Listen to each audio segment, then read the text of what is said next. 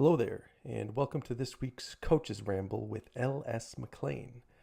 LS is a powerlifter and coach. He has won multiple open world IPF championships. He also has a few medals in the open category as well. On top of that, he has also won multiple Masters 1 World Championships in the IPF. He is a living legend. He touts lifts of a 744 squat, a 512 bench press, and a 744 deadlift, all in competition. And he's truly, truly a beast, an even better person. LS and I met in 2017 at the NAPF Toronto Super Show, where we were competing against each other in a cool Grand Prix meet. LS graciously invited an invitation to host a seminar at our gym the following day, and we have continued to be friends and follow each other since then. I really love this conversation with LS. I had a bunch of questions planned about his journey, his coaching, his football, his cheer coaching, lifting, but we really didn't get into any of it. We kind of just let the conversation flow, talked about coaching, caring, fatherhood, how that changed him, how that changed his training, and everything and anything in between. I appreciate LS so much for coming on the podcast. He's very gracious with his time, very gracious with his words towards me, and I know that you guys will all appreciate this conversation. So without further ado, here is my conversation with LS McClain. Man, ooh, living the dream. Living the dream? Yeah, man. What's up with you, boss? Not much. Also living the dream now that I'm talking to you. It must Pardon be me? nice. My head can't even fit in the hat anymore. Man, I'm happy I found this. Dude, This thing's I 9 years literally, old. I know I have one on my wall, and I try to put it on. I'm like, dude, it still doesn't fit. Like the one on the hat, my head's so big. It's so big. You got a I big had to brain. go and, dude, it's man. I think wish I'm it was a almost big brain. maxed out on the sizing. I literally had to like go take it, get it get the stitches in the back altered and everything, man. I really like this hat. It just like split on me while I was training. I'm like, all right, this is the only one I have left. So like and then I tried to put it back on like a couple of days ago. I'm like, oh yeah, man, this thing it's a wrap. What's up with you, boss? How you been? Pretty great, man. You? Man, I can't complain, man. We're in the middle of a move. Oh yeah? Yeah. Where are you moving? We're literally moving like 800 feet down the block. It's just like right now we live in the cul-de-sac, so it's it's dope. Don't get me wrong, but it's just like it's just smaller. So we're just moving into a bigger house, it's like a couple thousand more square feet. So Sick. Congrats. Kids, yeah, man, appreciate you, boss. Kids are getting bigger, so I'm like, all right, I guess. Man, I don't even know if I knew you had kids. So, dude, I didn't know I had kids, so I realized I had kids. So how old are your kids? I have a 1-year-old and a 4-year-old. Okay, so that makes sense. Yeah. So it's just like it's recent, bro. I was with me and the wife like, dude, let's travel. We can see as much as we can while we can, and then and then yeah, kids get out, because I feel like every one of my friends that have had children up to this point, they don't. It's not like you regret having children. It's like I think you regret like not doing as much that you could do prior to having children. Because like, I'll be able to do this when I have a family, but like to understand, like when you have a family, the last thing you're thinking about is travels and everything else. You're thinking about, the mortgage, and you're thinking about bills, and you're thinking about, the pediatrician and all that other stuff. Yeah. So like all the world travels and stuff, it's not necessarily a priority, and we're kind of in a business in a niche where, it's, internationally kind of becomes kind of a part of the game, It's like, all right, well, if I'm not going, then someone I know and or someone I'm coaching is going to be, vying for a spot on one of these world teams or going, somewhere in the world. So, it's kind of a cool perk of the business. But like all of my other friends, man, and family for that matter, they're like, I don't even see how you guys do it. Like, well, we were able to do it before. Now it's just like, all right, well, I think we're actually it's fingers crossed, we may be taking them to NAPFs in in Newfoundland. So we'll see. We'll see how Yeah. the 4-year-old, she's been a lot of places. The 1-year-old dude, she's different, bro. She's been here a couple times, man. I think this is like her third go around in life, bro. She's just a respecter of no man. Yeah, that's amazing. Oh What are man, their so names? Jackson and Jensen. Jackson and Jensen. Yeah, man. McClain. That's good. Yeah, Strong names. They're strong names, man. Some strong girls, dude. I'm like, oh man, and they're I don't know, the oldest, the 4-year-old is Jackson. She's a riot, bro. She's such a girly girl. It's just weird that she's such a girly girl. Such a girly girl. I mean, and so so dramatic, bro.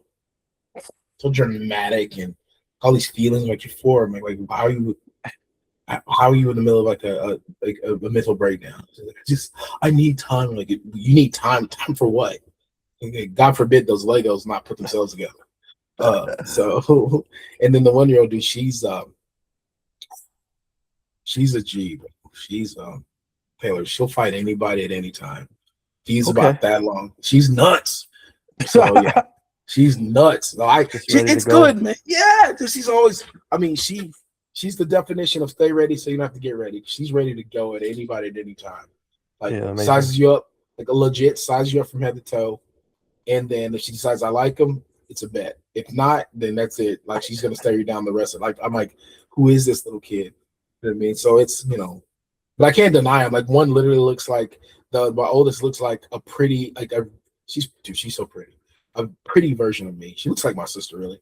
And my youngest looks like an Asian version of me. She is. It's the weirdest thing. I'm like, I don't know how this kid looks so Asian. And my mom's like, oh, so you don't remember your baby pictures? I'm like, oh wow, okay, never mind. Sorry, I asked. So yeah, man. But it's good, man. How's life, dude? I know you're a married man, dude. He's living the good life now. Yeah, life's good, man. I got married last year in May. Yeah. So I guess we just celebrated that a few weeks ago, and then we moved to a house in my wife's hometown. Mm-hmm. Believe it or not, we're 10 doors away from her mom and like 15, 20 houses away from her grandma. Both her bridesmaids live in the same neighborhood. Pretty great. Yeah, she's from a small town of like 5,000 people. Oh wow. It's a couple hours from Toronto. Yeah. And I don't know how much Canadian or Ontario geography or what, but she's a chemist by trade, so she was working at a Imperial Oil, which is now owned by like ExxonMobil, like in their lab. And then they were kind of like moving some work to Texas, actually, to Houston. So then she got a job at a cement plant. So she's like the lab supervisor for a cement plant in her hometown. And I mean, working online, you can kind of just move whenever, wherever. So it really worked out. I mean, I like our street, I like our house, I like our neighborhood. It's quiet, safe, good people. No complaints, man. That's awesome. Yeah, we got our 2 dogs, and life is good, man. Yeah. Any kiddos in the future, you think? I mean, I haven't told tons of people, but we're telling people now. So on the way, man. December. Let's go, buddy. Yeah. December when? Oh, 13th, Taylor Swift's birthday. Oh man, listen. And my wife is pumped about that. So do you know the gender yet, or you're waiting? No, surprise. It's gonna be a surprise. Woo! Yeah. Sam wants a girl. I want a boy. It'll be whatever. You're gonna be happy. It'll be great. I mean, like I think like every especially like like when you're expecting, like I think for the mom, it's just like I'll be happy with whatever. And with the dad, like your initial like I want a boy. And then like the closer it gets, you're like, all right, I don't even care if it's a boy. I just want to make sure they're healthy. You know what I mean? And then I know for me, I guess you're a good dude. You're not like me. I'm like, all right, I want the baby to be healthy. But then I had this point where I'm like, all right, but I also don't want an ugly baby. Someone's got to tell you if it's an ugly baby or not. You know what I'm saying? And so, I was It's so weird, man. Like I have the but everyone wants you want everything. You know what I mean? Like you want them to be Yeah. strong and beautiful and have all the things, and then you're like, all right, cool. Then you get it, you're like, oh crap, okay. So I see firsthand because I never experienced it. I saw my sister, she experienced it quite a bit, but I've never experienced it. Like I see my daughter, dude. I didn't even know that like little kids that got pretty privileged until I'm watching this little girl, dude. She gets everything for free.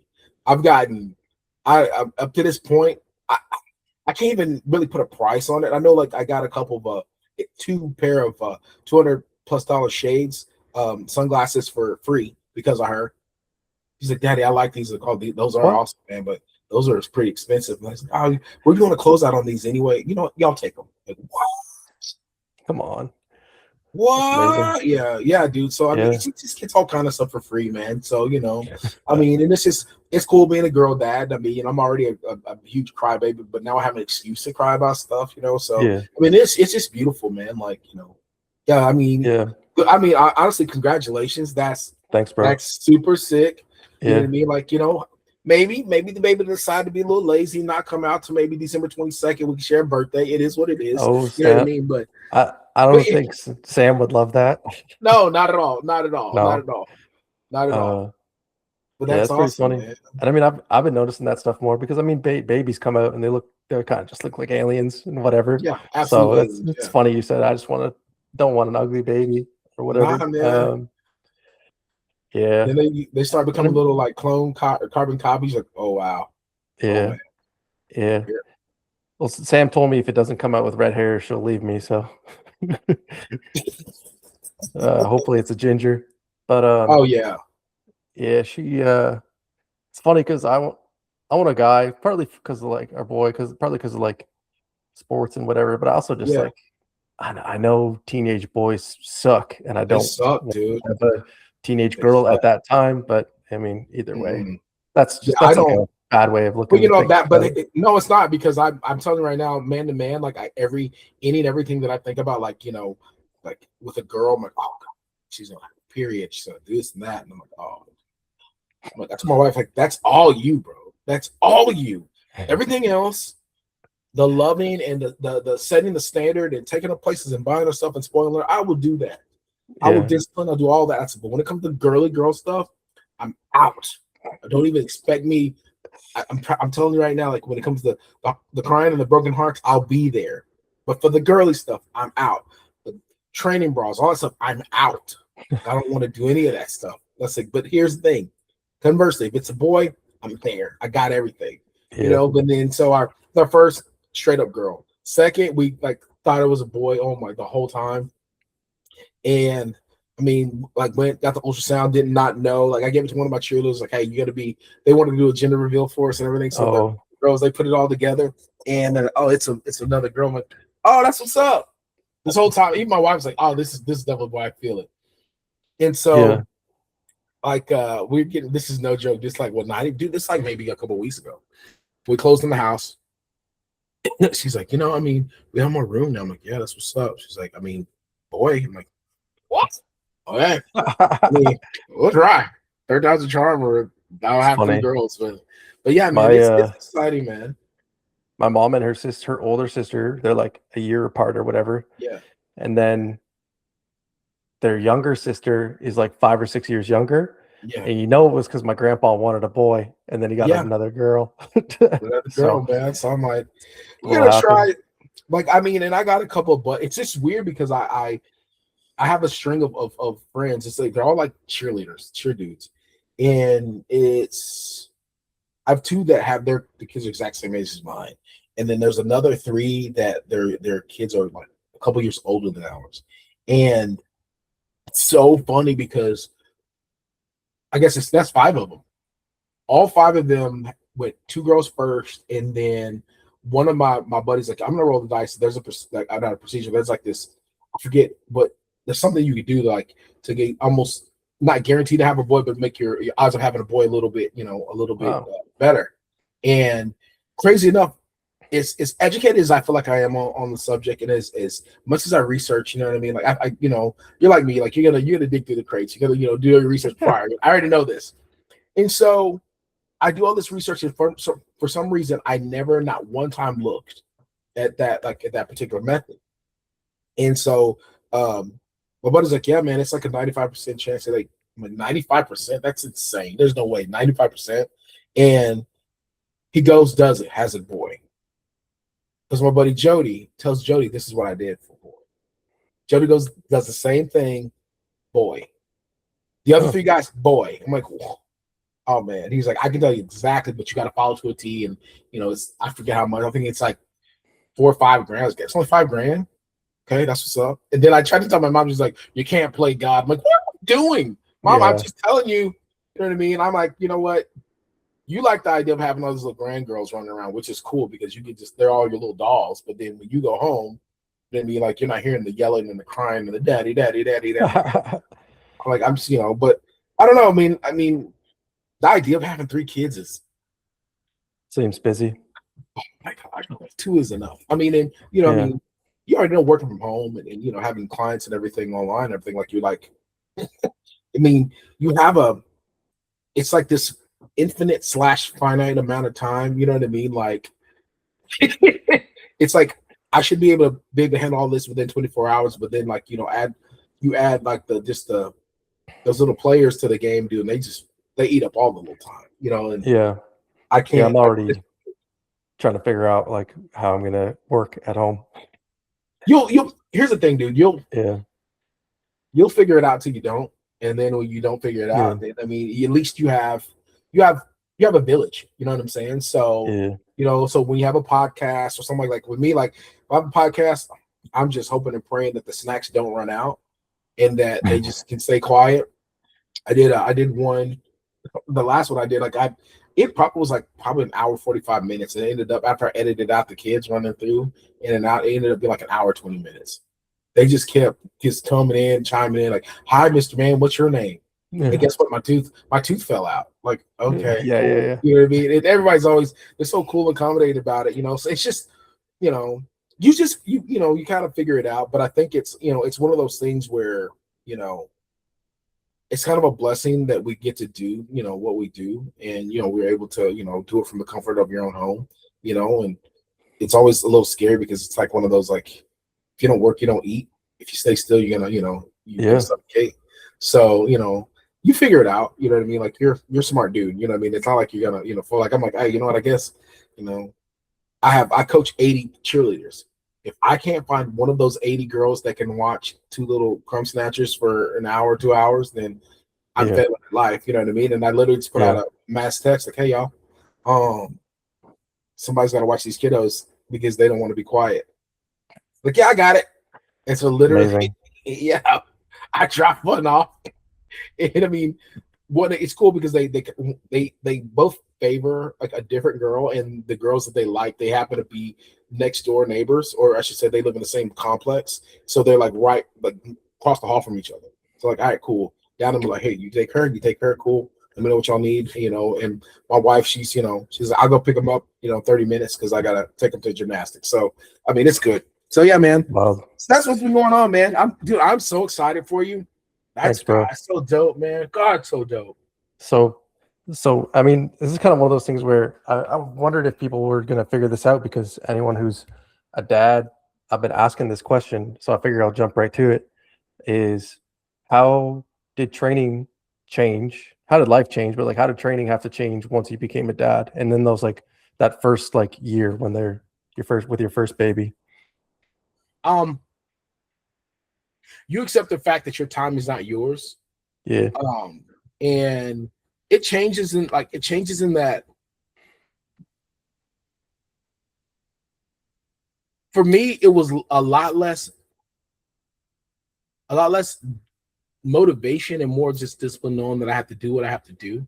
Um, I mean, and really, I think in our particular niche, in our particular sport,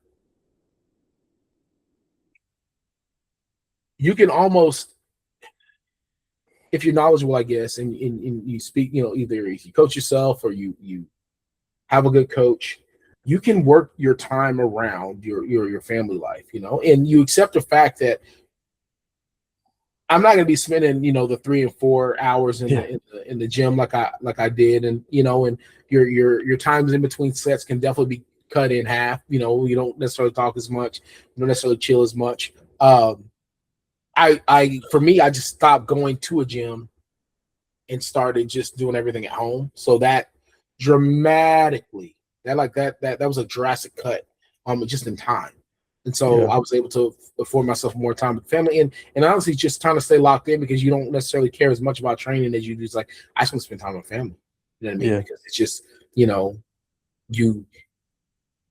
one have this new little genetic coded creature that looks just like you, that acts like you, that's crying and everything, but it's just you in baby form, or you and wife half down the middle in baby form, that you're just absolutely in love with, it. You just want to spend as much time with as possible. So it's hard to focus on the training, but you also, especially as a man, you re-fall in love with wifey more than ever, because like she just gave you this human being, and Yeah. this, home was home. I mean, because until we had, before the kiddos, that we had 2 dogs, and I loved it, chilling on the couch with the family, the Yeah. fur babies. And then like one day, like, oh, you know what? There's not a fur baby on the couch. It's a real baby, Yeah. and your point of completion is so different for then versus now. And then you're like, all right, cool. Training is literally just a part of your day. Yeah. And it's not like that, that feeling like, today I have, it's my RPE 9 day, or Yeah. what I'm saying, Yeah. it's my heavy single day. You don't think about anything else all day but that. Everything you eat, everything you drink, the night before you sleep, if you do sleep, because you're so hyped about that particular, you don't care, man. All Yep. right.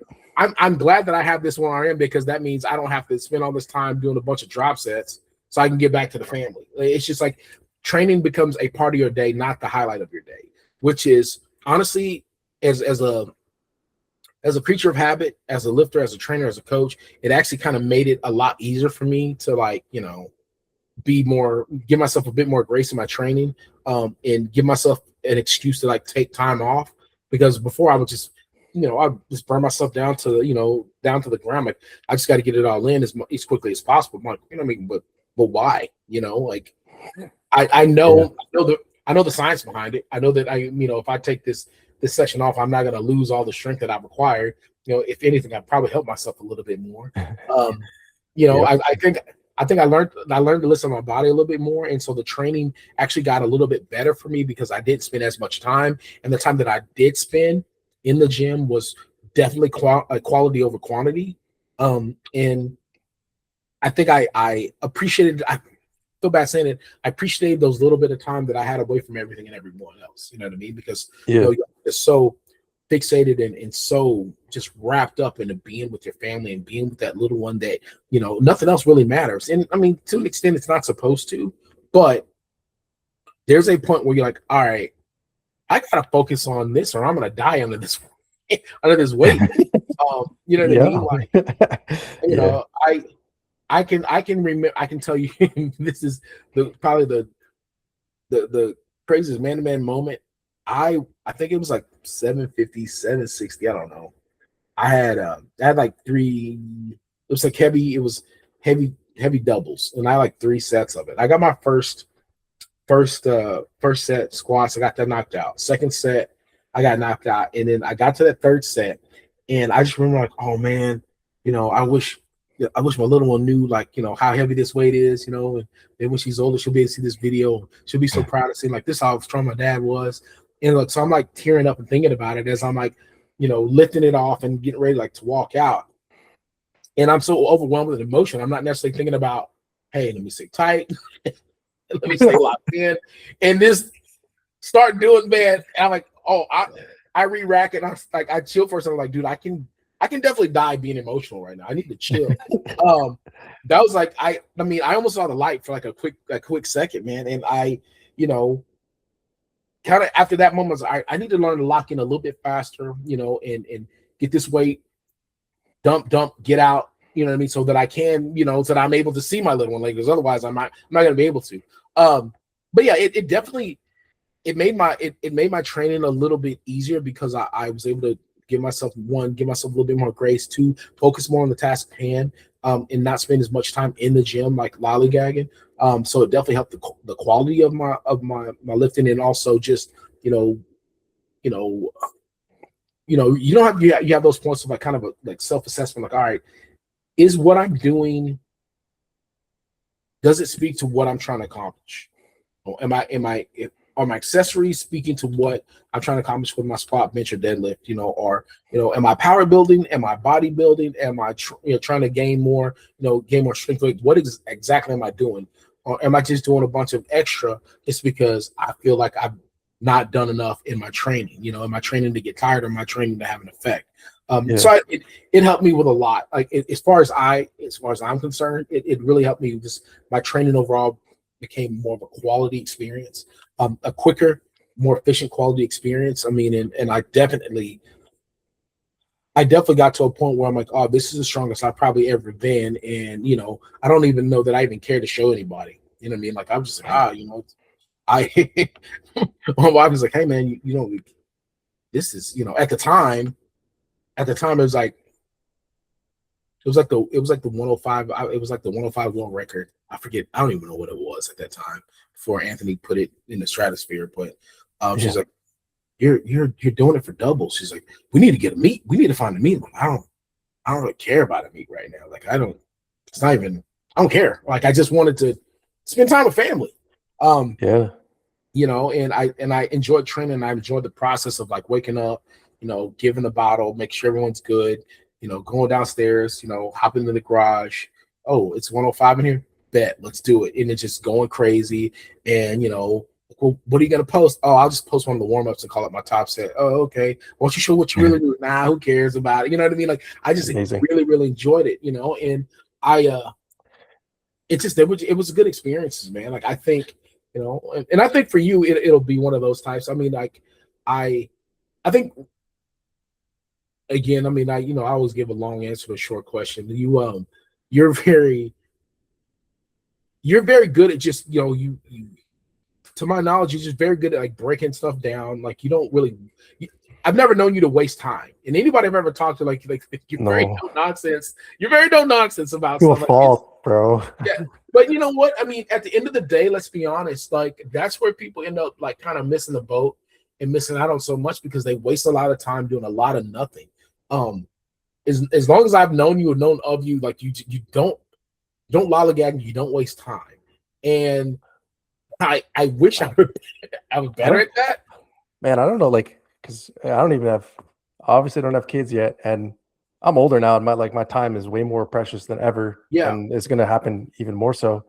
But I remember, like, I was like squatting on the clock or like lifting on the clock like years and years ago, and I'm still doing that. Yeah, I had like, maybe that's part of I don't know, I always wanted to like be in shape.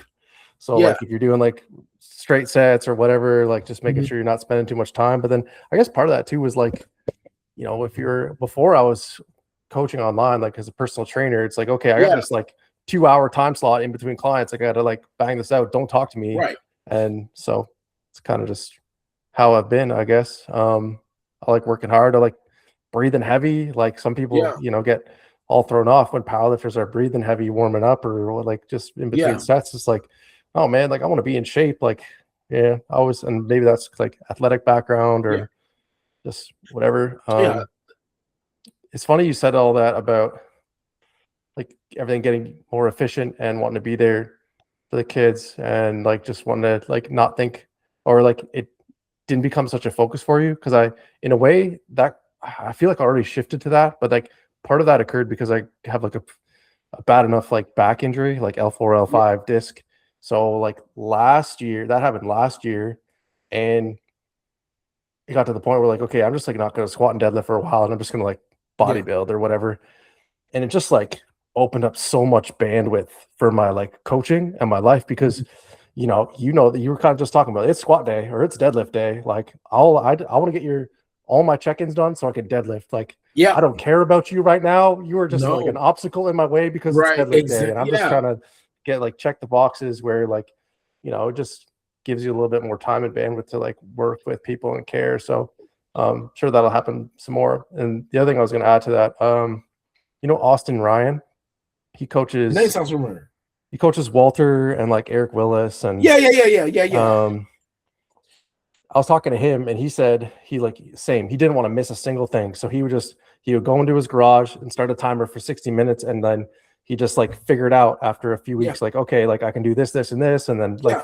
within 2 weeks, it kind of just settled in. He's like, here's my 5 workouts for the week. And they can only be an hour and you just find like the best bang for your buck. And like if you're a good enough coach and if you're good enough at what you do, you should be able to make that work and figure that out. Yeah, you find a way to adapt, man. Yeah. You have to.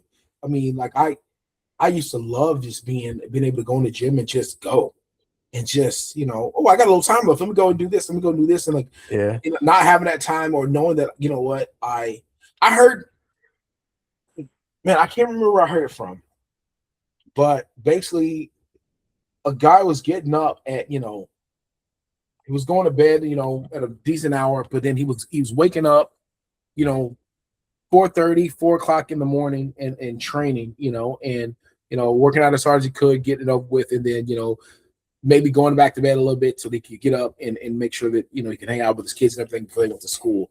And I know I'm probably butchering the story up, man, but I guess guy asked him like, well, why do you get up so early? You could be sleeping,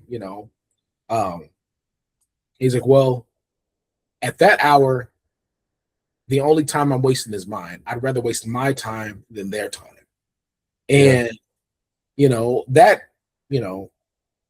kind of struck a chord with me because, I mean, I really want to be, I never want to feel like my time is wasted, number one. So I feel like any time that one spends, improve themselves, be it physically, mentally, whatever, emotionally, I feel like it's never really time wasted, but I do get the idea behind making sure that the time that I do allot myself, that it's not wasted time, that it's not, empty time, that, the rest of those 24 hours of the day that's allotted to everyone else, that's quality time that I'm able to give to my kids. Meaning the crazy thing for me is that, my wife's a principal.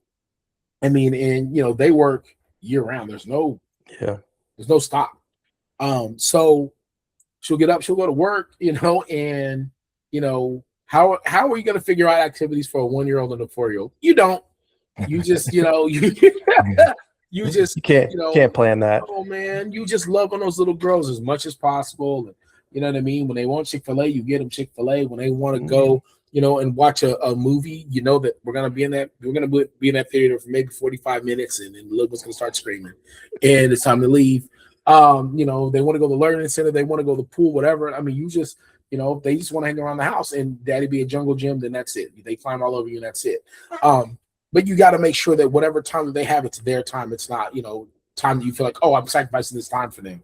And I think for the first, and this is literally, I'm talking like within the last month, that first couple of weeks, I felt like, dude, I'm giving up so much for these kids that I'm not really giving myself enough time. But I'm like, wait, what a selfish way of thinking about it. It's not that I'm giving up my time for the kids. It's that, I'm not prioritizing the time that I normally allot for myself like I was before. When it was during the school year, it's easy, because there's just, one kid's going to be gone and the other one's going to be asleep, and if you lay with the youngest long enough, she'll sleep to 12 p.m. almost. You know what I mean? So like, all right, I can extend this out a little bit. It's every now and again, like, in the middle of the night, I'll just, go and get a quick bench session in, just make sure I put towels up under the rack. So when I put it down, it doesn't shake. It doesn't make, I can get it done. If the dogs are not stupid, they don't bark, I can get a whole session knocked out, like learning to try to squat silent. That's probably been the coolest skill that I've learned, like little things like that. Deadlift, forget about it. That's not going to happen. Like that's, you know what I mean? Like deadlift, I got to get nasty. I got to get nasty with it. There's no such thing as like a quiet, easy deadlift. So, but I mean, for the most part, I mean, you figure out ways to adapt and make sure that your time is the time that that's wasted and or used so that their time is completely their time. And like it took me like legit a couple weeks to like, you know what, dude, I'm actually enjoying these moments more than I'm letting on, and let me just like forget that who cares about training. And so, I had like a little shoulder injury, and that's probably the best thing that happened to me because like I can't necessarily train as hard as I want to because I got to be, I got to be mindful of the shoulder. So you know what? Let me just not focus so much on just slamming these weights. Like I'll ride my bike a little bit more. And dude, the less I cared about actually throwing a heavy weight around, the stronger I got when I was in my sessions. And Amazing, the more right? time I had, yeah, dude. You know how weird it is. It makes me so mad. Annoying. But like, so you're saying I just don't need to care? All right, cool, awesome. All right, 100 kg totals coming up because I really don't care. But yeah, like but that for me, that's what really helped was just like realize like what, if I'm gonna waste any time, it's gonna be mine. It's not gonna be theirs, and I want their time to be quality. And the more quality time they have, I feel like I was having more fun. And I think that's been the biggest thing that I think that's the biggest thing period with just the balance of obviously coaching, the balance of building a family, establishing a family, and really just the idea of your maturation process as a man, like realize like, what, I still got a lot of growing to do. It doesn't matter if I'm 30, doesn't matter if I'm 40, doesn't matter if I'm 50, that whole process. I think again, it's really cool being on this side of the business, being, in this side of fitness, and in that if you are able to coach people, the one thing we do constantly is evaluate and reevaluate how our people are doing, and you know how it is, Taylor. You're not just a coach. Sometimes you're a counselor, sometimes you're a shrink, sometimes you're you're a nutritionist, you're all of the above, you're what's needed. But if you're lucky, and again, I don't think that I'm speaking out of turn. I don't think that I'm off. When I say this, you tend to, that habit of evaluation and reevaluation starts becoming self-evaluation. It's self-reevaluation because you start kind of get used to doing that. And the more you do it, the more you realize, hey, what, I got a lot of learning to do. And while this space is, it seems like there's something new coming out of the space like every other week that someone else already talked about 20 years ago. Like it's just, but it's cool that we educate ourselves, but the cool part of that part of the brain that wants to just keeps educating itself is like there also lies that part of, reevaluation and self-evaluation that, that really contribute to that, that maturation process, man, because you're never going to get it right, dude. You're never going to get it right. You're never going to get perfect. Once I think that's something changes in someone's life anyway, so you got to change. Absolutely. Or you find out like, oh, dang, my buddy did it better. Wait, what? What did he say? I never thought about that. Or you'll get, I'll get a video that you or Bryce or somebody will put up and like, oh, you see what he said? Aren't these your friends, coach? So that's what we're doing? Okay, cool. You know what I mean? And so I think that's these days, I said this on another podcast to another guy too. It seems to be whatever Marcellus is doing. Swole Fester. It's like, oh, can we try this? Can we try this? And it's like, there's been like 3 or 4 different iterations of that now, whether it's like dynamic RP or golden microcycle or fatigue singles or primer days, like whatever Marcellus is doing, everyone, I mean, it seems like we should be doing it because his athletes are killing it, but it's funny when you get the questions. Yeah. I mean, but then I also, I always counter with Marcellus knows I love him, so it is what it is. You can't do what you see Marcellus's athletes do. First of all, I know, I know that. But then I feel like you're nicer in your delivery than I am. I'm not nice in my delivery. Like I'm like, you're a nicer person than I am, so that's okay. I'm like, listen, bro. I preface it by saying this. The majority of the people that I coach, I end up becoming friendly with, or really good friends with. It just, I don't know. But so there's a degree of rapport between us that okay. But sometimes like, dude, first of all, consider who you're talking about. Don't ask me about anything that Marcellus and Ashton are doing because you can't do it. Okay. Don't ask me anything about what him and Bob are doing because you can't do it. Yeah. And those are my main two that I get over. Like, hey, so you see what Bob like? First of all, Don't mention Bob. Do not mention Ashton. Otherwise, how about this? How about let's just call Ashton real quick. Let's find out what Ashton really does, because I mean we can call him. I can call him real quick.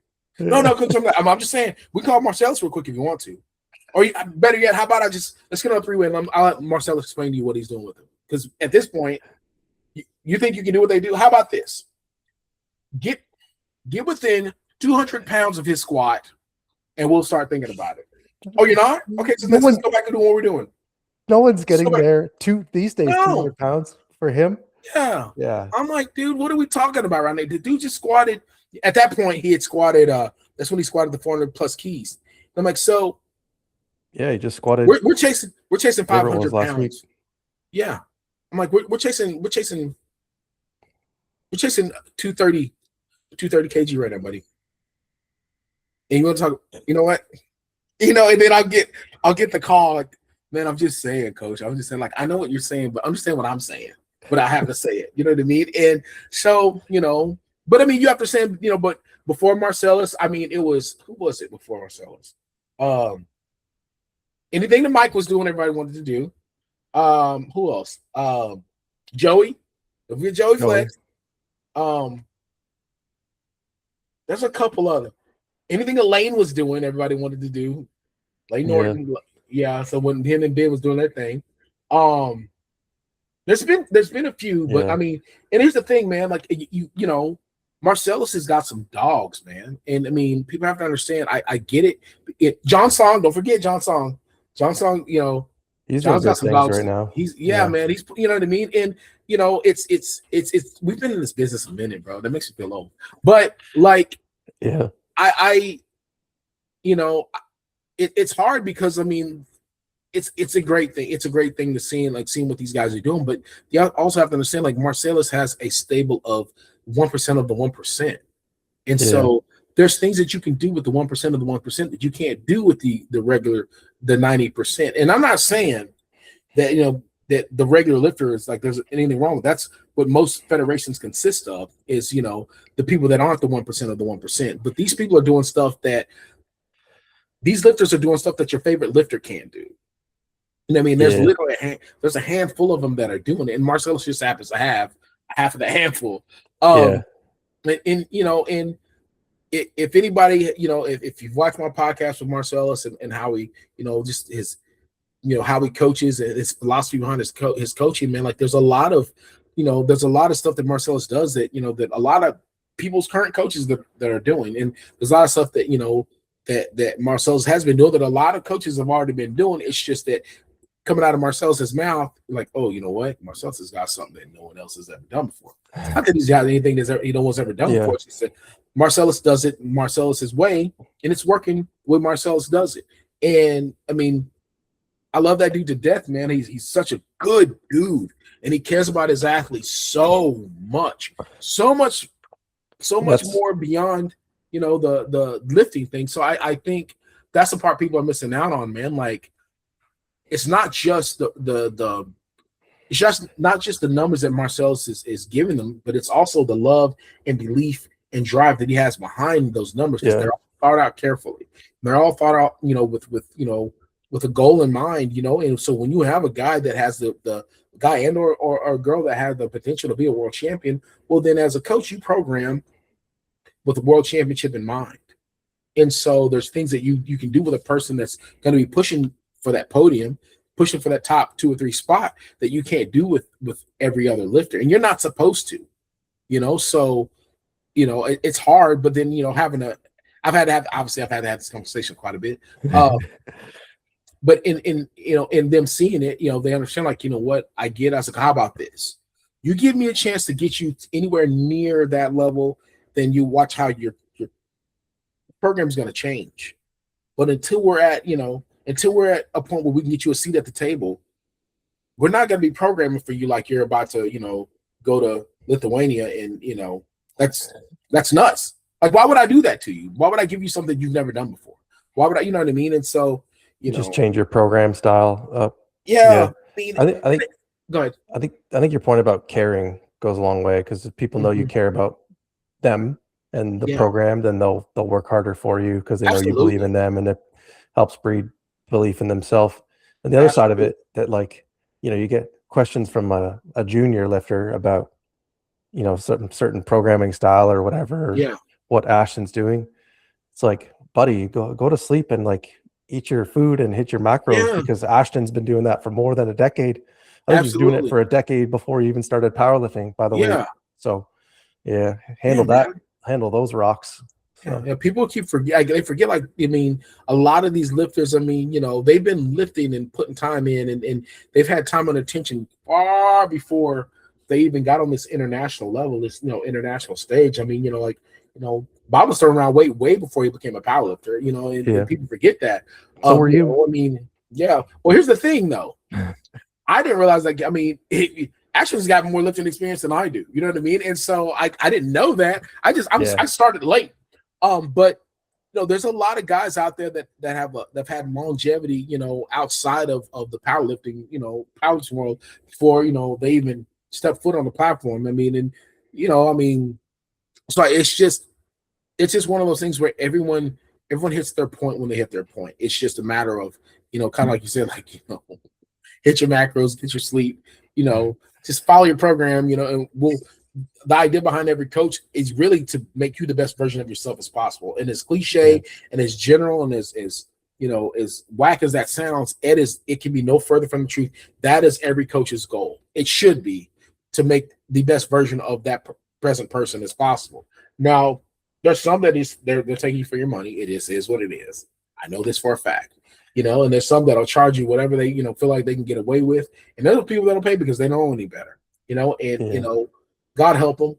I always hope and pray, that those people, like, at some point they maybe ask around, or they maybe just happen to talk to a coach they didn't even know was a coach, and it's like, oh, this dude really cares about his people. Well, this is different. My coach just sends me stuff, and that's really it. Or I don't really even do check-ins, or like, I don't hear back from my coach. And I mean, it happens over and over and over. And I've gotten some people that, I'm like, you paid how much for what? And this is what you got? Oh man, like, am I shortchanging myself? What am I taking crazy pills? Like, like, and there's some people out there that, dude, they're eating good. Wow, they're eating real good out here, boss. And Yeah. they're giving these people some repackaged programs. Like, that's just like, hey, hold on, bro. I know whose program this is. This is not your coach's program. You know what I mean? So, like, Yeah. it's a dirty game. But I think the biggest point of differentiation is these guys that are really doing well. Like, we speak of Marcellus, like, dude, that dude cares, man. Yeah. Like, he really, really cares about his people. And they feel like, I feel like they forget, like, everybody started, these 2 or 3 coaches that seem to be like the immediate, like, oh, this guy. Like, I mean, it's weird because, like, people forget, dude, Joey Flex, bro. Joey Flex was literally out there giving away programs, going to every meet possible, like, that he could go to, trying to get his name out there, all that stuff. Like, I mean, people just see where Joey is now. They don't understand who Joey's out there. He was in those trenches, bro. Those trenches. And it's hard, I used to be like, oh man, Joey Flex, whatever, you know what I mean? Until I realized, like, now this dude was out there in those trenches, man, like, really he's getting it out of mud, to get to where he's at now, you know what I mean? Like, you're not gonna, at this point. I think certain, like, Joey carries himself in a certain way that people make assumptions about him. Like, but I think from what I have gathered, Joey has, like, way more integrity than people give him credit for. Because I've heard him talk about how he's turned down lots of clients just because he's like, either I can't take this many people on, or I don't think I'm the right coach for you. Just like, where certain coaches are at certain points in your career, you're just like, well, I need money right now, so yes, I'll coach you. I'll do everything I can, sort of thing. Or Joey. Joey's doing some. He's done some cool stuff behind the scenes that people will never know. He'll never talk about it. Like, I mean, I can tell you from personal experience, Joey's the final say to get me to even start coaching, because I had people reach out about it over and over and over and over. And I've been doing it with my cheerleaders. I've been doing strength programs for cheerleaders, strong men and a couple powerlifters that were at the university. I've been giving them away for free, but I didn't. I wasn't confident in myself enough to like, oh, I can really do this. Like, had people that were winning. I'm like, oh, that's what's up, cool. And then but that was it, And I remember we were sitting at I think we're sitting at Outback Steakhouse, bro, in Orlando. And Joe was like, dude, you should do it. He like straight up, he's like the final. So I was like, you think I can? He goes, I think you can. But all right, that's a bet. And I'll always give Joey credit for it. I will always give him a shout out any opportunity I get, because it changed my life, and it opened a part of me that I didn't know existed, and it made me fall in love with the sport more, want to give back to the sport more than I had been. But you have guys like that I mean, if you look at the handprint that Joey has had on powerlifting, especially in the IPF sector, that raw side, like it doesn't have the same impact without him than it does with him. Let's just be honest. One could argue that, one could argue that Joey could really be that dude as far as raw powerlifting coaching stuff goes, especially in the international level. As many champions he's had, as big of an impact as his athletes have,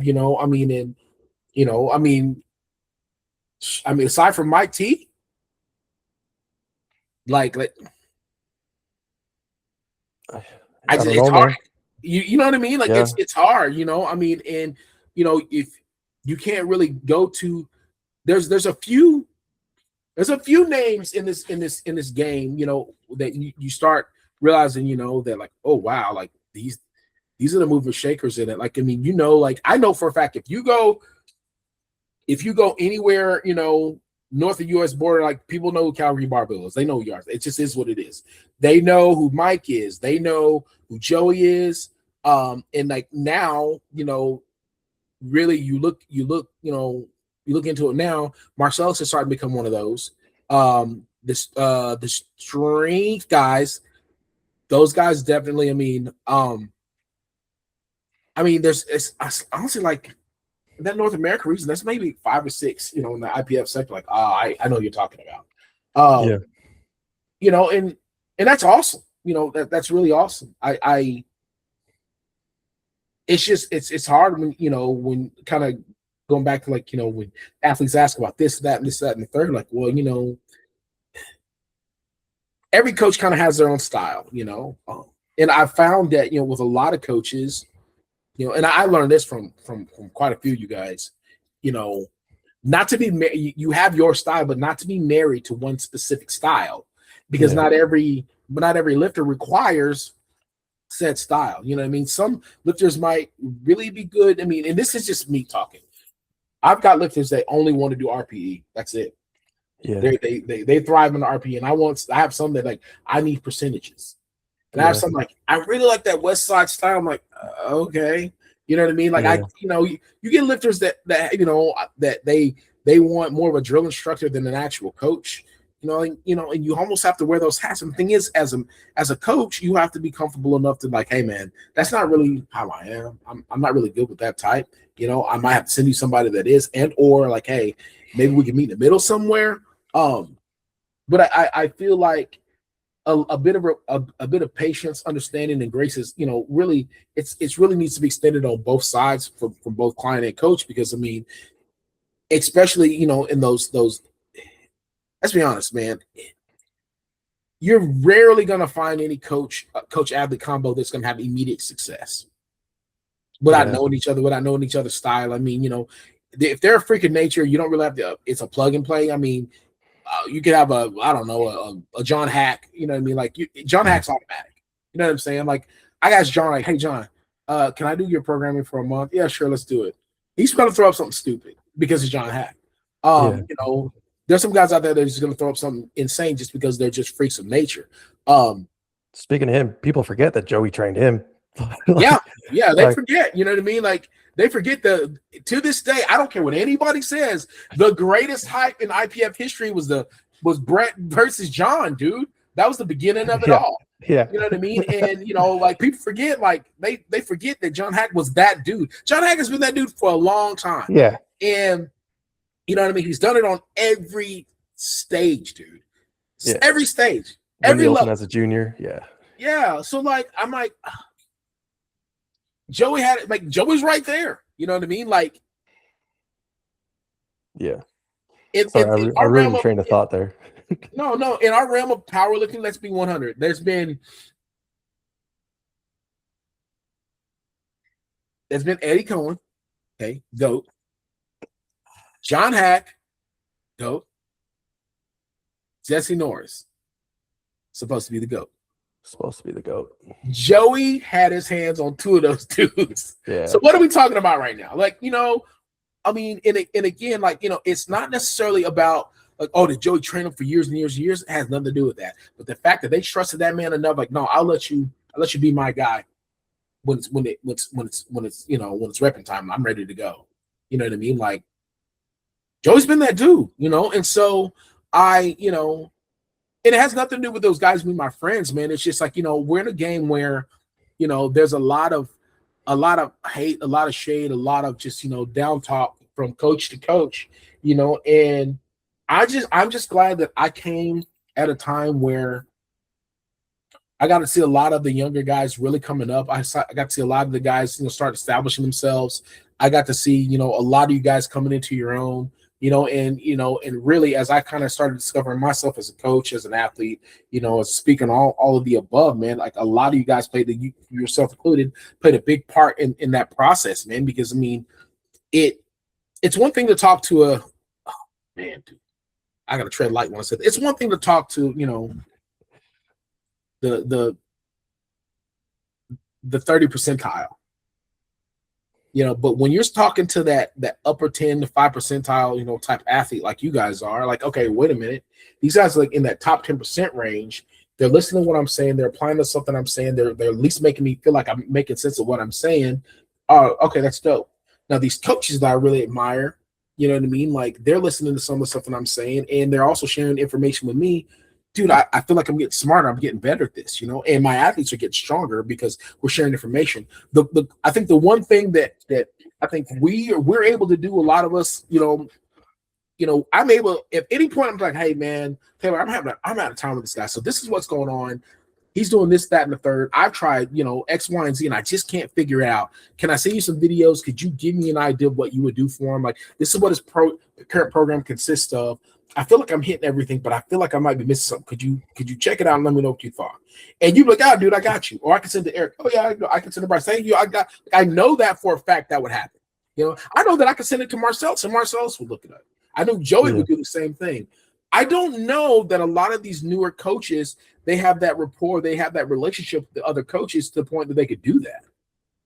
Yeah, that's for fear of with the we have a we've been slacking on it lately, but we have like a weekly meeting for our coaches staff. Yeah. So me, Bryce, Danny, and Derek, and we always like have like, oh, I got this problem client, or I got this, like, can you guys look at this squad, or like, what are you going on? And there's always like everyone's ideas are different, and you can always take something and apply it. And we just all have different experiences and work with different people, and it's just cool too, because like I feel like as like from programming style, Bryce and I, like, our philosophies used to be like way closer, but then as we've like grown, like I've been working for Bryce for 9 years now, which is crazy. 9 years in August. Our programming styles have like drifted apart more and more. Yeah. But like you still can like pull things back or like learn and apply that. And we like, that's one of the most valuable parts of working for the company is like, once a week and be like, hey, I'm struggling with this, or like, and it's usually like, so it's a lot of it is like soft skills half the time. Like, oh, this client is crashing out again. How do I fix this? And Bryce is great for that. And that's why he coaches a 4-time world champion, Yeah. I mean, but like, it's just crazy to me. I just don't know that a lot of these guys are able to just, even my own coach, man. I'm like, hey man, I got this dude. He's nuts. I just can't figure out whatever. Well, let me check it out. Hey, Mike, I got all this. Let me, like, I feel like there's this, I don't know. I feel like there's a barrier between a lot of these newer guys and one another, man. There's like beef and all this. I'm like, dude, this is, it's lifting. You do realize once they're tired of you, they're going to go to that guy anyway. And maybe that's what it is. Maybe they're like, they like try to poison the well for other. It's so weird, and, I've noticed, and I'm sure you can attest this. I've noticed that, like, there'll be over the last, I want to say 4 or 5 years, man. I mean, there'll just be drastic drops in clients. They'll just disappear out of nowhere. And like, dude, Or where are like they going? or coaches that were like a thing for a couple years that are like don't exist anymore. Yeah, And they were like their whole life was online coaching, and now they're just like, yeah, they're 5 gone. years later, you're like, what happened to that guy? Yeah. Yeah, man. I got, man. I won't say the amount because there's a lot of people. I had pretty much one young lady's whole stable. They just like, hey, we need somebody. And she's done coaching, and like she found a good job, and she felt like it was less stress, whatever. And Probably. yeah, okay.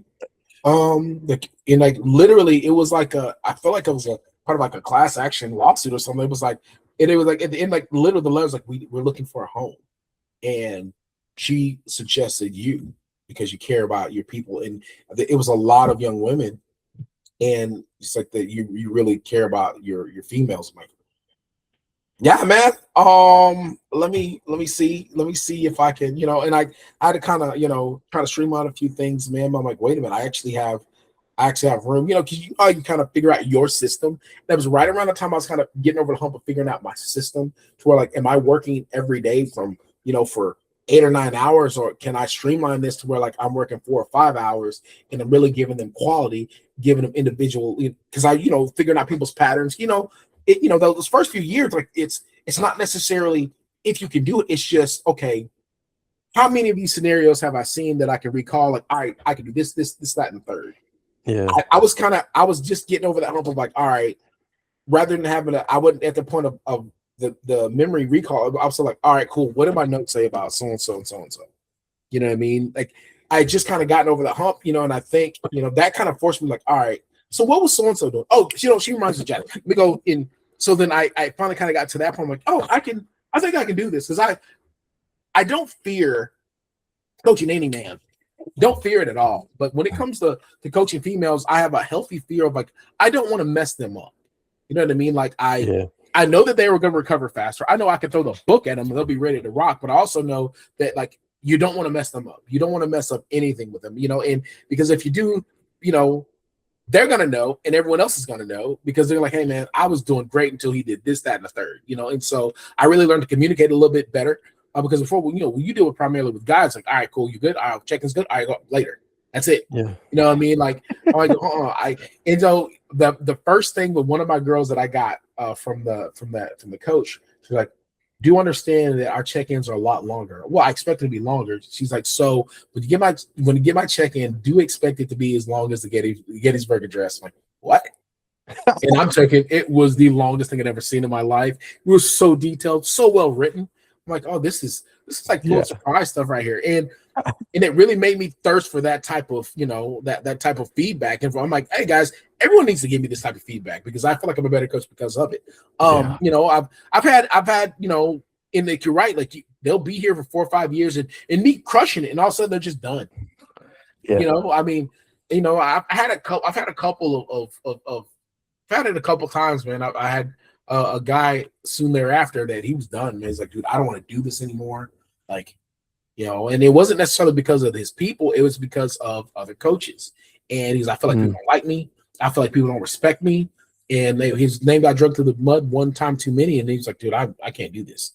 My skin's not thick enough. I'm like, all right, man. So I don't know. And I think a lot of it really, it kind of leans back to the fact that, I've always felt like I could call any one of you guys at any given point in time, like, hey, dude, I got a person I think I suck at handling her.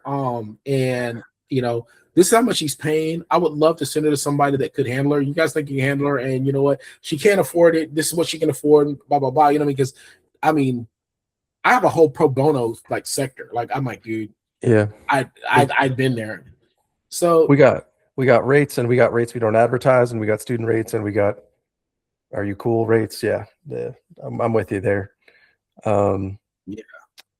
It's funny you were talking about how, like, coaches beefing and, like, people not being able to, like, look out for each other and stuff. And Yeah.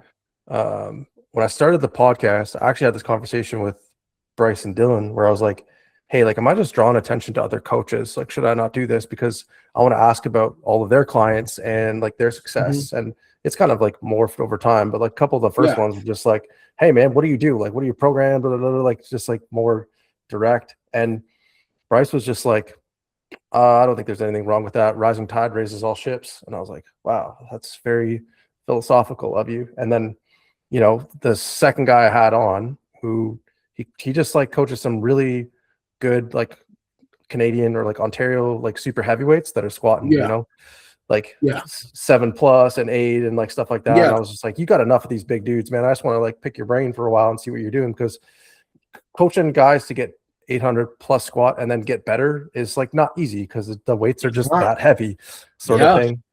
And then, you know, a couple months later, he like sends me a DM. He's like, yo, man, this dude listened to me or listened to our podcast, and he's from Wisconsin. And this coach is from BC. He's like, I don't have any international clients, so thank you.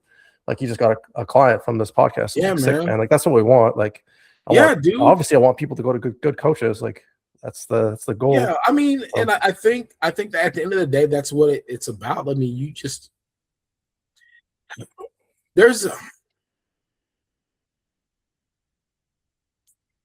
there's this, I don't even know how to say it, man, without sounding like I'm soapboxing, man. But there's this, it seems like there's this trend of people just having this natural paranoia to those like yourself that are just trying to make it better than how you found it, right? You want to leave it better than you found it. it's always the goal. I can tell you from my own personal experience, man. My lights are on, I have clothes on my back, I have food in my fridge, my bills are paid Yeah. because of this sport, because of these amazing clients that I have that I honestly, I always feel so pretentious and weird to call them clients, dude, because like I Yeah. love these people like my own, you know what I mean? And you know, I have this opportunity to coach these dope people, you know, and I got, you know, my bad girls, I got my my my Spartan dudes, my little guys. And I got my big boys, dude. I just get to have so much fun, just, you know, throwing this weight at them, man, and, you know, send them like the you know, their programs, and when they get their programs, I'll name something stupid. I got some, you know, some Dungeons and Dragons nerds, dude. So I'll like D&D Quest, you know, D&D Quest version 1, whatever it is. I just get to Yeah. have all this fun with these people, you know, and I think like the idea was always, you know, I want them to leave me better than they found, you know, than I found them. You know, I want everything to be better. Like I'd like for people to think like, you know what, everything this guy touches turns to gold. He really enjoys what he does. He enjoys his people, and then I even to this day, like the idea of me putting myself out of business is such a horrible business model. But I think of that every time I'm programming for somebody. I'm like, I'm going to program for you. I'm going to coach you, but I'm also going to give you the why behind it, you know, so that, you know, when it's time to listen to that voice in your head, if you don't want to listen to yourself, maybe you hear my voice, like, hey, don't do this. Listen to your body right here. Hey, make sure you don't make a crazy jump right here. Hey, make sure you hydrate. Whatever it is that I'm trying to, you know, drill in your head. I mean, I know the time's going to come that, you know, you're going to have the ability. I want everybody to have the ability to leave. I want them to be able to leave Yeah. anytime, you know. I want them to be like, you know what, coach, you've taught me as much as I could possibly learn, you know, and as much as, you know, I love paying you for this, I think I can do this on my own, you know, and as bad as it hurts when they leave, man, I'll always have a little bit of another one graduated, you know what I mean? Yeah. Like, you know, it That, sucks, dude. It sucks, you know, and I learned not to take it as personal as I did, because I didn't feel like I felt like they were leaving me, you yeah, know, you like, got to figure that out quick. You learn that quick. Like, oh, like, cause yeah, you man. take it personal. It hurts. Yeah, man, Wow. it's gonna hurt. And then you know, they go off and they start coaching and everything, and I'm like, all right, that's what's up. And then, you know, years later, you get, you know, a couple months later, man, they're like, hey, man, I really appreciate you telling me about this, that, and the third. I remember you told me about this book. I read it. It really inspired me, man. I just want to let you know, dude, yes, you know. And then I'm like, okay, this is kind of cool. You know, I would love to look back on my coaching career and feel like a Nick Saban. You know, like his coaching tree is so long. It has So people. crazy, bro. Yeah, man. And so, you know, I would like to think, you know, I mean, that, you know, the stuff that we do with that attitude of leaving stuff better than we found it, I would like to think it bleeds back into the community. Like, Yeah. and you know, I commend you for this because, like, I mean, that's really what it's about. Like, you know, when it's all said and done, people look back on what you're doing, not just as a coach, but as a podcast host, you know what I'm saying? As a husband, as a father, as a friend, as all the above. Like, dude, everything that guy touched turned to gold. Everything that he did was for the betterment of something. Like, there was a reason behind everything he did, you know? And Yeah. so, you know, I pray that for all my friends, man. And not just you, but I pray that for everybody that tries to make things better, man. And I think that's the root of every coach, you know, that's really doing it right now. I would like to think, you know, it's regardless of those that maybe right now they're like, hey man, I really can't afford to live, so I got to take a couple extra clients because I need the money. You know, maybe Yeah. it's just those two. Maybe the other 4 or 5 that they have, maybe they're really pouring into them. Yeah. I'll have to shout out Marcellus again, man. I mean, because even in our podcast that we had, he was like, I try to treat every one of them like, you know, like they're my only one. And Yeah. I thought I Tough, was the only one man. that, yeah, I thought I was the only one that like thought that way about my people. Like, you know what, dude, I know that I'm getting said person ready for this local meet that only has 12 entrants in it, but do I treat them any different than my guy that's getting ready to go to Worlds? Do I treat them any different than, you know, that than my M1 that he's having his first trip as an international lifter? You know what I mean? And I know that I'm so emotionally invested in him doing well in Canada. I'm like, dude, nothing else, no one else on this roster matters to me right now. Just this guy, because I know how much this means to you. Yeah. Do I treat this guy that's getting ready locally any different? No, man. I want him to feel the exact same way because I know what it felt like. You know what I Yeah. mean? To like get ready for my first local meet and feel like, dude, this is it. Like, I got to put up the craziest numbers because I got everybody watching me. You know, like that feeling doesn't change. That feeling at Worlds is the same feeling you feel at that local meet. You know what I mean? It's just, it's you're in a different venue. That's it. Like, you're still nervous. You're still wondering if the judge is going to give you a decent call. You're still wondering if your squat's going to be at depth. You're still wondering if your grip's going to hold for deadlift. That doesn't change, you know? And so I had to really lean into that, man. Like, I wanted him to feel that. And you know, I think I cried harder for lifters at a local meet than I have in any of my guys that have won the Worlds, any of my Yeah. girls that have competed in APFs, like It's usually how it any of goes. them that have won. Yeah, man, because they it means something to them, man. And so when Marcellus said that, dude, shout out Marcellus once again. I'm like, that's what's up, dude. You know, I don't think I'm a bad coach. You know what I mean? I'm never going to pat myself on the back like I'm a great coach. I think I'm a pretty good coach. But all these guys like yourselves, like Joey, like Marcellus, like Mike, you know, like Bryce, like, dude, the list goes on. Jason, like all those guys, dude. I consider you guys like the creme de la creme when it comes to Come on. coaching. And I was wondering to myself, You putting me in the list with those guys is not not listen, fair. man, dude, listen, I appreciate that. I know what you've done. I've been able to. The cool thing about the interwebs is that you can literally stalk what a person's done, what their people have done, and you've taken some copper and turned it to cash. You've taken some pennies and made them dollars, dude. I, And I was gonna say before you were talking about how it's like you don't figure it out right away with a new yeah, client and whatever. And I told this one client, I guess it was 5 years ago, like because he asked me like, do you want people for long term? Like, what are you looking for? And I was just straight up like, man, I want people for the long term. absolutely. The people who have been on my roster the longest, they're the strongest ones. 5 years later, I know this because we were talking about it the other day. I wrote his meet card. I had it like 6 weeks early because I was just like, this is where I think we're gonna end Yeah, up this meet. And then I went and checked his like intake form, and he's like plus 500 pounds on his total. And I'm like, bro. And I told him that. He's like, what, for real? I'm like, yeah, man, you're yeah, so much man. stronger. And like it's to your point, so much more than the weight on the bar. It really Another is. thing I was going to say about how you're like, we're talking about how like if you care about the clients and like you feel like they're their friends and you get more out of them. Um, I went to my first USAPL Nationals last weekend or whenever it was, Yeah. 2 weeks ago in Chicago. Slept on one of my clients' couches. He was like, "Yeah, man, please stay." Well, not a guy competing or Yeah. anything like that.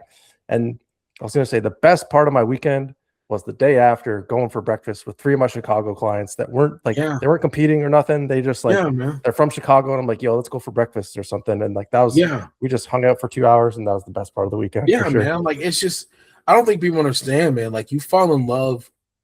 I fell in love with the sport, not realizing that I was gonna fall in love with the people super hard. And then when you get that opportunity to coach, I can't even say get that. When you earn the opportunity to coach, because it is Yeah, work, dude. It's work. I I don't know that I've ever, because I won't consider myself a lone wolf, but I'm chill with being by myself. I can roll dolo and be cool with it. You know what I mean? Like I'm good yeah, with that. But anybody that knows me that's ever seen me at a meet, there's no way I can walk in the halls of any meet and not try to say what's up to at least 100 people, to give love to at least 50, 60 people, to dap up everyone that I talk to joke with, to joke with my OGs, to give every rep that I know a hard time, to make sure them say, hey, this is my lifter, be nice to them. Like I'm going to do that, and I just, I know that a part of this game, a part of the coaching game, a part of, being in this community, a lot of that just kind of, I became that way because of the community. I became that way because, you can't want to impact people and hate people. You can't, want to always be solo, but yeah, still yeah, want the betterment of the next person. I think around the time that I came up and I did that seminar, that was yeah. when I kind of turned the corner. Dude, when I tell you, Taylor, this is man to man, even though people can hear this, I did not want to talk to anybody about lifting. I didn't really care that much. Nah, I don't want to be in front of people talking about it. I was cool with like, hey man, I'll take it aside. We can talk about it man to man. I feel like that's gonna have more of an impact. But to say it in front of a bunch of people, like, nah, I don't know about that, bro. That's not really my steez. I'm just one. Man, I it's don't so really, I funny. don't really, I don't really rock with people like that, And You killed at it. that point, well, at that point, I was like, dude, they're Canadian, bro. They're not gonna get out of me. I am, baby. I'm kind of weird like that. Just like, oh, no, kid. I was like, no, man. Like, like Canadian, they're nice. I'm not that nice. I'm not really that nice. And she's like, you, man. And all I remember is walking in and just hugs and shakes, dude. And I remember, hold on, I'm an emotional person. I went to the bathroom. I was like, I'll be right back. I'll go to the bathroom. I went in that bathroom and I cried, man, for a good 5 minutes, prayed about it. And then I was just overwhelmed with like all this love and all this like caring. And, I'm like, why do these people want to hear my words? They're no different than anybody else, Um, and I remember, walking back out and, everybody kind of gathered around me, you know, saying a few jokes here and there. And it's so weird. I remember it like yesterday, dude. I remember you on like the right side of the room. You know what I mean? And you know,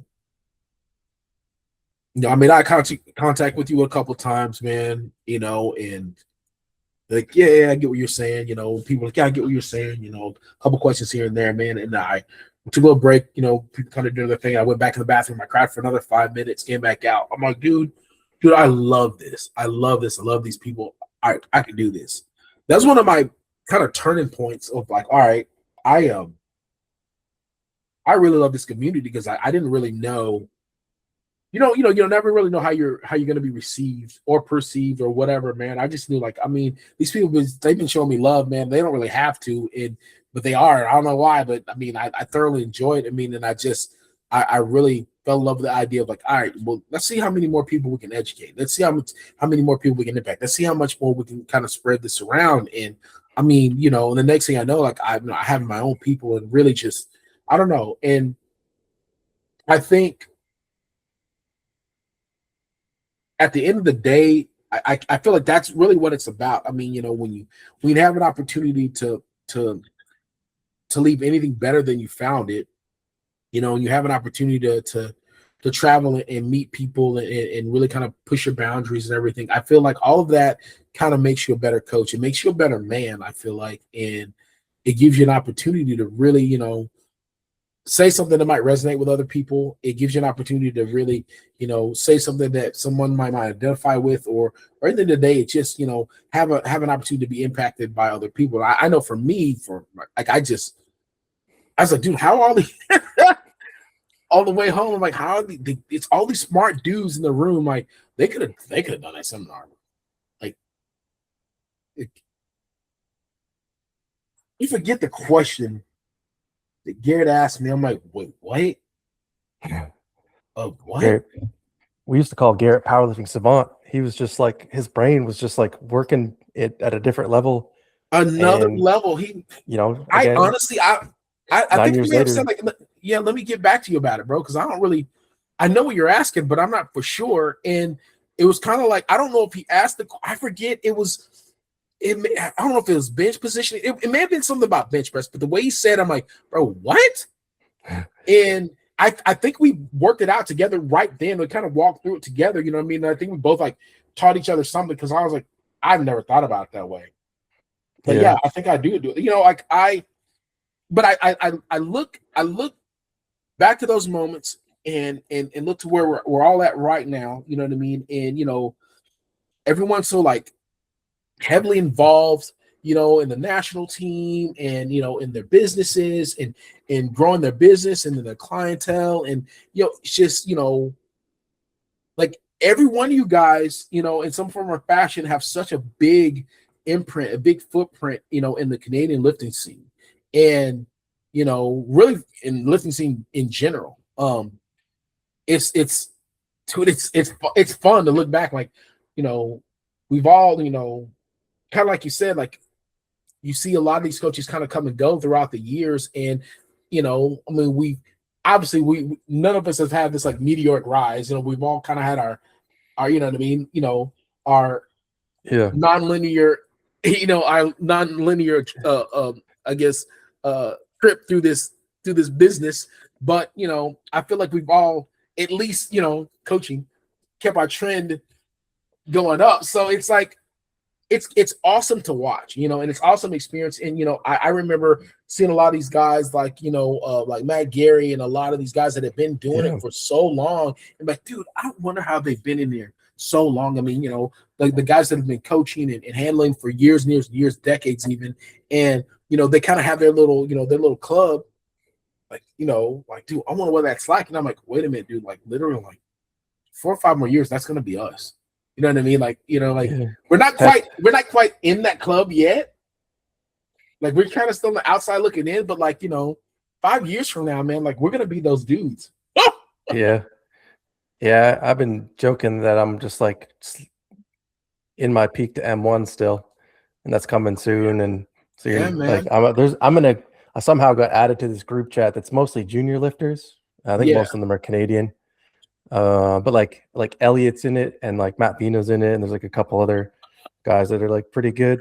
And somehow I got added to it, and like immediately someone just like nicknamed Unk, like just changed my name in the chat. And I'm like, damn, dude. That's how I will tell you this, man. Dude, those guys. Oh man, that Elliot, dude, that kid, man, he is something else, man. But there's a wave of new guys. Those guys really, Elliot, that little class of guys, those current juniors that we have right now, I feel like those are going to be the guys that really are going to be the ones that kind of pick it up, carry it, and usher it into that stratosphere that we've been wanting it to have. Because a lot of those guys, I don't know if you've noticed, but a lot of these current juniors, can't say sub juniors, but a lot of these current juniors right now, they have a real throwback mentality about them. Yeah, they're really about that grind. They do a little bit of talking, I will say that, but their work speaks so much louder than their talk. Yeah, they're Yeah. young, but their work ethic is next level, dude. Um, there's some guys, and I'm not necessarily talking about the strength. I mean, strength is strength. Um, but there's some guys that really care about this sport and they're really wanting to impact the sport in a positive way. There's the gen before them that I don't think really cared that much. Like, I think we had our gen, there was a gen after us, and then these new guys. And I feel like that gen in between, I don't think they cared. They were like, hey man, show me the money. Like, let's get paid. You know what I mean? You know exactly what I mean. Like, let's get paid. Yeah. There's those let's get paid kids, you know what I mean? But then there had to be that one. In order for a lot of these businesses to understand, like, hey man, these kids don't want to do this for $3.99 anymore. You can't give them a t-shirt and a shaker and be like, all right, cool, thanks. Like no, we need money. But I feel like this Jim, this Elliot, and there's a few of them in there, but that I just call it Elliot's generation. Those dudes are these current juniors, man. They're a different breed, man. I love the way they work. I love how I feel like they're a lot like we were when we kind of came in the game. We were, I think we were all friends. We were all friendly towards each other, and we all like kind of rooted for each other, even if we were going against each other. Like we still rooted for each other, And I feel like this gen of juniors, I feel like they're finally kind of on that. All right, we can be rivals, but we also can be friends. It's about the sport. Yeah. It's not about us individuals. So I remember that being a culture shock for me coming from football and hockey. Yeah, because football and hockey, it's like, no, we are not friends. Like, we are not friends. Gonna hang out after. I don't like you. No. And it was like it's the pre-CTE era. Like, I think my last year was when like CTE was discovered. So like, you're yeah. Like, oh no. But like, you were trying to hurt people. You were trying to put people in the possible. I do not like you. We're not friends. And I want to do it the next time we play too. And yeah, that's just how it was. And then you start powerlifting and, you bring this mentality into like your first meet prep or whatever. And I was 23 or 24 by the time I did my first meet. And then you get there and like everyone just wants everyone to do well. Everyone's cheering everyone on. And, this is in 2012 and like, it's only grown since then. That has never changed. And like you talked about liking local meets more. Local meets are special because like everyone knows each other. Everyone just wants everyone to do well. It doesn't matter who you are or where you came from. Like, just like if you're weaker, stronger, whatever, like, oh, you went 9 for 9, awesome. Like, you went 9 for 9 in your first meet. How? Like, that's amazing. No one goes 9 for 9 in the first meet. Like, man. PRs, like, that's all that matters, man. Like, so yeah. I think I'm excited. I'm excited to see where we go from here, man. And and I think it's weird because I haven't really had this burning desire to go compete like immediately. Like, I'm like, all right, well, I'm gonna go ahead and pull out an axe and make sure that I heal up, because when I do get back, I want it to be great. And but also, I'm able to invest more time into my people, and getting them ready, and just being able to like, have an opportunity. I think the coolest opportunity that a lot of coaches forget to do and they don't take the time to do is they forget to take that opportunity to live vicariously through your lifter. Yeah. Oh, that's a beautiful thing, man. People forget. Yeah. I'm gonna coach you. I'm going to love you. I'm going to root for you. But, bro, when you step onto that platform, it's not just you. It's us. I feel the same weight on my back when you're like, man, I feel it all. Like, when you're chalking up, I'm chalking up. Like, you know what I mean? Like, you're hitting that rock. So I'm getting me a little hit too. Like, I always do that. They throw the ammonia thing down. Oh, yeah. Yeah, pick it up. Like, let's get it. Yeah, dude. I want to feel every bit of that. I want you to know I'm feeling every bit, I mean, and I think you always, at least for me, I can always tell those coaches that have that, they take that opportunity to block out everything, live vicariously through that lifter that's lifting right then and there. And I don't care how many you have. I've had as many as 12, 13 lifting, you know what I mean? That, and as little as one. And I'm as exhausted as if when I've had 12 going as when I've had one going. I mean, I'm every warm up, I'm feeling when you walk out, I'm nervous with you. You know what I mean? Like, before you step out, you take your breath. I'm taking my breath. I'm doing everything with you.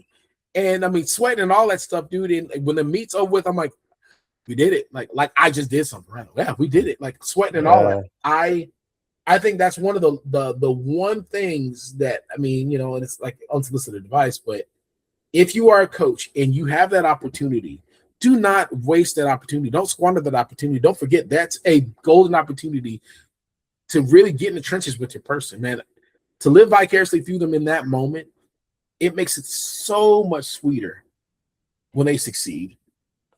It Yep. makes it hurt that much more if they don't succeed. You take it more I know I take it more personal when I feel like, hey, dude, you didn't fail. It was us. We failed together. Like, you know what I mean? I failed Yep. you as a coach. I should have had you better prepared. So then when I go back, I get in front of this computer, I start jotting these notes down. I start reviewing the video. I'm like, dude, I could have done better here, here, here, and here, and here. You know, I think that's probably one of the I guess coolest points of reveal that I've noticed as the longer you coach, the more you realize, like, hey, dude, I really don't know everything. No, never. And I'm willing to, you know, I think your ego at the beginning is like, I don't, it's not that you're not willing to admit that you don't know something or that you were wrong. It's that you don't want to seem like you don't know anything, you know, to your person. And I'm like, hey man, you know, I learned quick, fast, and hurry. Like, you know, like one of my guys, I coach, he's one of my friends. He's like, hey bro, if you don't know, just say you don't know. All right, well, I don't know this, man. Like, I'm not gonna lie to you, I never heard of this in my life. And I forget what it was. It was like some I think it was a Bulgarian. It was like a Bulgarian style bench block or something. I'm like, what? But I never heard anything. I never heard anything like that, you know. And because I want to do a combo of a Bulgarian style bench block, but I also want to work on Japanese grip. I'm like, what? What? Oh, I never. What? so he wanted to bench every day and work on his like bulldog grip or whatever. Bulldog. Yeah. Yeah, he wanted to work on a bulldog grip, but then I mean, so he wanted to do a ton of shoulder. Obviously, he wanted to do a ton of shoulders. He wanted a ton of shoulders. He wanted to do elbow specific training, and he wanted a way to strengthen his wrists. So I ended up like digging in these crates, reaching out to my strongman friends. I'm like, all right, man, I got a guy that really wants to work his grip, but he wants to also work his wrist strength. So I need your help. So then I'm getting all like my former like strongman athletes, a lot of my strongman buddies to send me like a ton of different like strongman movements, you know, and so they're sending me all this stuff. And so we ended up we compromised. And so rather than benching every day, because I'm like, dude, that's not gonna work. Like you at some point you're gonna have a point of recovery, you know. But Yeah. he wanted to get. I was like, all right, I will give you 6 benching sessions in a week. I'll give it to you. That's what you want. But day 1 and day 4 are going to be a 2 a day. So, you know, he's a college kid, so it didn't really matter to him. Like, he not like he did anything, you know. Yeah.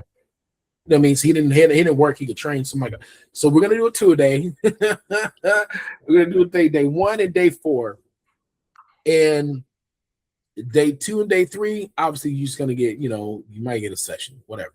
But we're gonna knock out 4 of those bad boys at the beginning and at the end of the week. You know what I mean? And if I'm feeling generous, I might give you one for either, you know, for either day. But I mean, you're gonna have 4 off rip. So it's like, all right, cool. So we were able to kind of compromise, you know what I mean, and get those sessions in. But then, you know, day 2, I'm pretty sure day 2 consisted of all shoulders. It is what it is. And then we did elbow and wrist work day 3. Obviously, we had another bench session. And then, yeah, man, that's probably the most, like, because I didn't know, as a dude, if you don't know, say, you know, like, bro, I don't know what you're talking about. I just didn't know what he was talking about. You know what I mean? So then I had to reach out and, you know, figure it out. I mean, and thank gosh, I'm my boy Andy. You know what I mean? Like, I've friends that live in Japan. I'm like, hey man, this dude's talking about a Japanese style bench. Mind you, this is like year 1 for me, dude, as a coach. I mean, I don't know anything about that. I mean, and year 1, you have to understand, year 1, that Japanese style of bench wasn't necessarily like, we're talking like what, 2013, 14, like that. It wasn't really a thing. Remember Connor Lutz? Yeah, bencher Big at Connor. 82.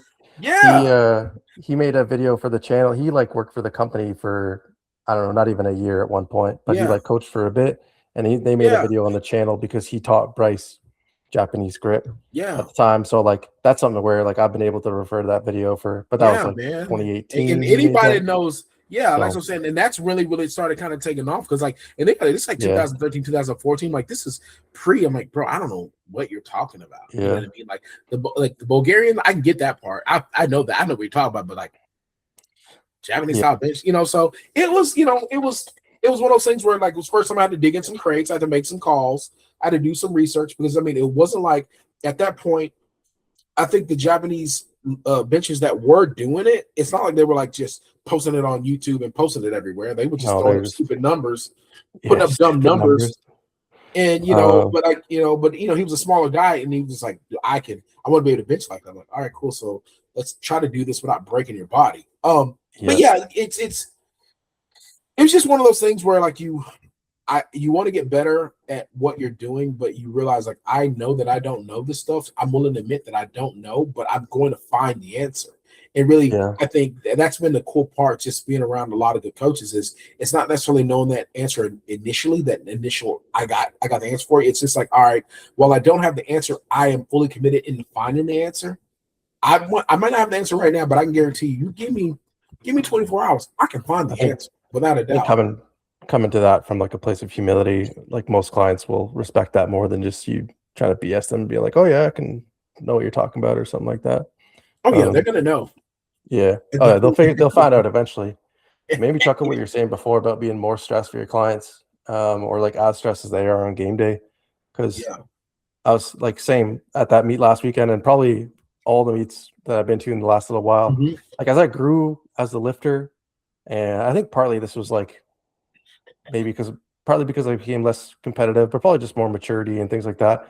My Yeah. like game day stress like went like way down. Like I was just like, Mhm. I know what I'm gonna hit. I know like all my work is done. I know what they expect. I know Yeah. like, I'm probably gonna get called high from the right. Like that's okay. Like Yeah. all that type of stuff. Like, oh, that's okay. That's high, whatever. Like, or like one red and like, I know this bench command is gonna be long from this guy. Like you just know Yeah. way more Start from learning. like Yeah. just like calmer game day coaching. I'm like way more anxious and stressed for my clients Oh because man. you want them to succeed so You want much it and like it's so bad. Yeah. to some degree it's so much like it's out of your control really sort of Yeah. thing because you got to just wait and watch them execute. So I yeah, hate way that more. feeling of I think I think the one thing that I just try not to be, I try to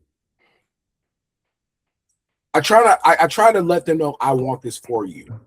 Yeah, But at no point do I want them to feel like I want it for them more than they want it for themselves. And I never can't. want them to feel like I'm dragging. I want you to feel like, hey man, my coach is behind me. He's pushing me. He really wants me to he's pushing me to victory. I never want them to feel like, dude, this guy's really trying to drag me to the podium. I don't I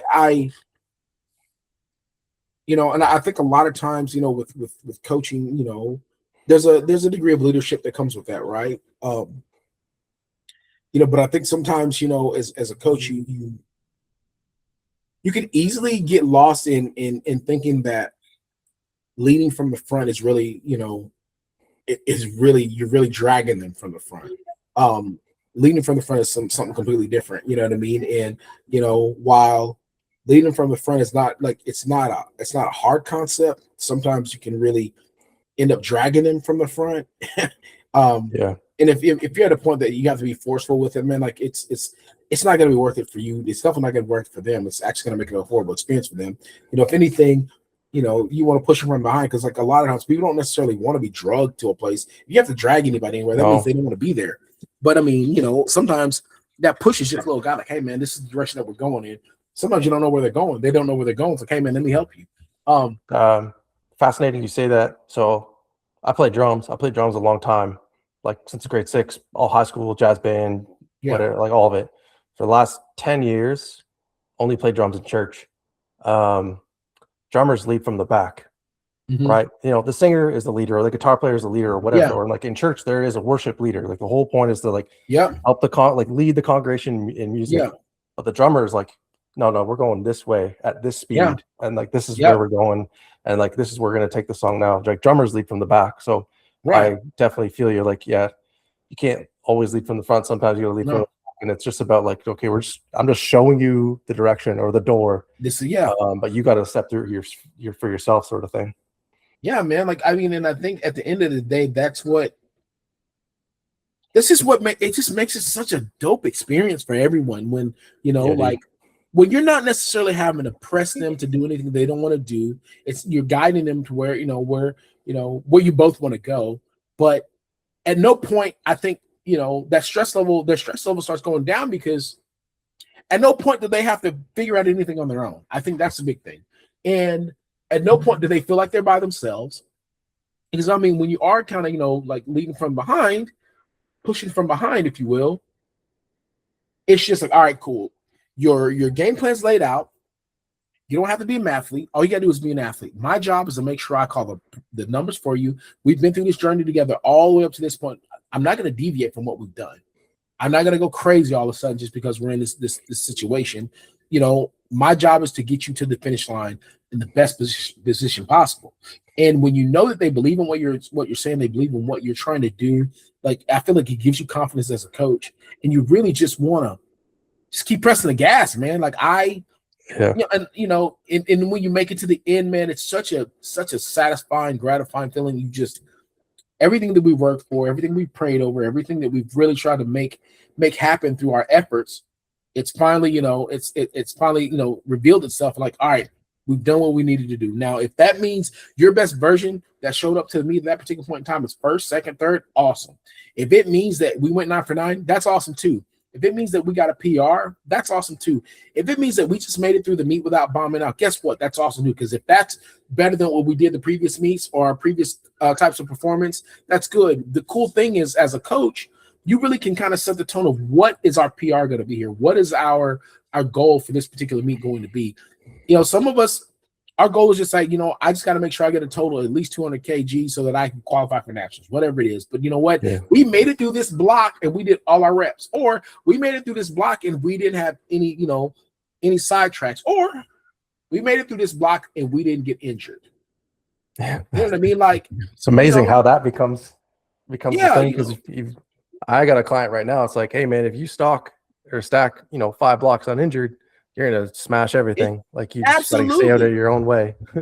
Absolutely. Yeah. So I think that a lot of that is just understanding the type of people that you have, and even for the client, it's just understand like, hey man, I have a coach that actually cares. So if I tell him X, Y, and Z is happening to me, he's not gonna get mad, or he or she's not gonna get mad. They're like, okay, well then how can we get to a place where we put you in the best position possible to make the best gains for yourself? Number one. Number two, reduce as much stress as possible. And number three, just put you in a position that you can have fun. Because if it's not fun, no one wants to do it. You know what I mean? Best to have fun. Yeah, man. Like, and so I think all of that kind of speaks to the idea of leading, leading from the front when needed, leading from behind when needed. It's all going to boil down to them having a good time. If you have a good time, you're going to have fun. And there's nothing like, it's cool having fun at a local meet. I had fun at like a national meet. It's cool having fun at a world's meet, but there's no fun like having fun at a local meet, bro. Yeah. Local meet fun is so much different than you just have. It's literally like you're hanging out with your best friends, and these people you don't even know, because there's a 9 time out of 10 chance there's a person that's going to be walking through those doors that's going to have an opportunity to fall in love with powerlifting for the first time ever. Always. And every single local meet, it's someone's first meet. There's always somebody that's going to fall in love with this sport for the first time right then and there. And you have an opportunity to be a part of that person's point of falling in love. Like, that's crazy when you think about it. Yeah. When you get to the national level, you've stacked at least a couple meets. World level, you've stacked a few meets. Those local level meets, dude, it might be your first time ever stepping out there. And this is your make or break. My friend gave me yeah, man. When you've been like lifting so long, or like you lifted at multiple nationals or like worlds in your case, you forget that there's some kid or teenager that's never seen like a 600-pound squat in person. Wow, man. And like you could be that guy, or like your client could be absolutely. So that's my first 600-pound squat. Because I can tell you, I remember first 800-pound deadlifts I've seen, 700-pound squats, Yeah. like first 400-kilo squat I spotted and Yeah. like loaded, like all those. I still know those. So Yeah, yeah, man, those I moments, feel man, you on those are the local meet.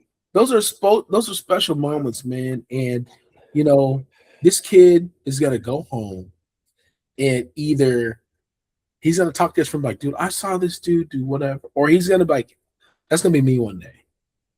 Yeah. You know what I mean? Or I got the chance to talk to, you know what I mean? Like down here, man, I mean, you just never know. Like you'll go to a local meet, like, you know, if I host a meet in Houston, you never know. You might just, you know, Jamal might just, you know, he might just walk in. It's like, hey man, here's a 900,000-pound puller just walking in. Just, hey, what's up, y'all? Like, what? Jamal just walk in, or like Russ might just walk in, like, hey, what's up? Like, what? Like, Yeah. you know what I mean? Like, if I host a meet in San Antonio, like, Jesus might just walk through the door, like, hey, what's up, you guys? Like, oh, that's Jesus. Like, you just never know. Like, Yeah. you really never know. It's just, it's really like action's going to be there. Like I did a meet, dude. One of the craziest. I did a state championship, man, and it was like a last minute state championship, but we always have to have one. I did a last minute state championship, and it's the craziest. So there's only 12 people in this meet because it was last minute. They just barely got the facility open, so it was like you had to know a guy that knew a guy to hit me up. Okay, I want to do this meet. All right, fine. Said about 12, 13 people. During the meet, mind you, you look over your shoulder. Ashton he's squatting. He's doing I think he's doing like a heavy singles. Bob is there. Bob is doing heavy singles also, and they're doing SBD. Jesus is around the corner. He's doing something obnoxious. So you have three of the world's best just going crazy. Mikey Davis was there. So take that, four of the best in the world chilling in the same gym while these people are lifting. And I have one of my guys who's actually all those dudes are just clean all the time. Watching Mikey lift is just beautiful to watch. Obviously all those guys are so strong, but like their lifts are always clean. So they're making 6, 7, 8 plates just yeah, man. And so they're all of them are getting it in, man. Like, and they're literally like Mikey's benching. Mikey's benching, Action squatting, Bob is deadlifting, and Jesus, I think he's squatting also. And they're all just rotating because, like, you know, how to a rack. They're all just rotating. And my guy's going, mind you, my guy, what did he squat? He squat like 750, 760. It was like an RPE 7. I'm like, oh man, we should have put something on. But like, it was like everywhere these people were able to look. So if you want to see what a world champion looks like and how they train, look over to your right. Yeah. If you want to see a future world champion doing his thing, oh, by the way, he's standing right in front of you. Like, you know, he's like a 120 plus guy. Like, and he's like moving, like, you know, he should have, we probably should put like 820, 830 on. But I mean, so and this is a local meet, mind you, they're able to see the best in the world going right then and there. Yeah, that's crazy. I'm like, if you don't fall in love with powerlifting after seeing this, I don't know. I don't know. And there's probably 150 people that showed up for 12 lifters. I had some older gent that he was like a former world champion. He decided he wanted to lift in the meet. And so he was like he lifted as a guest lifter, dude. And he still put up something insane. Like he's like a world champion back in like the 60s and 70s, dude. Like it was such a cool moment.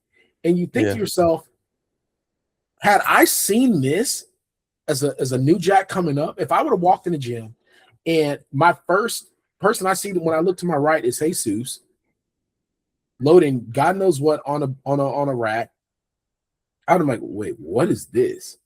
And then I take one more step and I look to my right a little further and I see Bob, who's my size and is lifting 3 times as much as I can even imagine.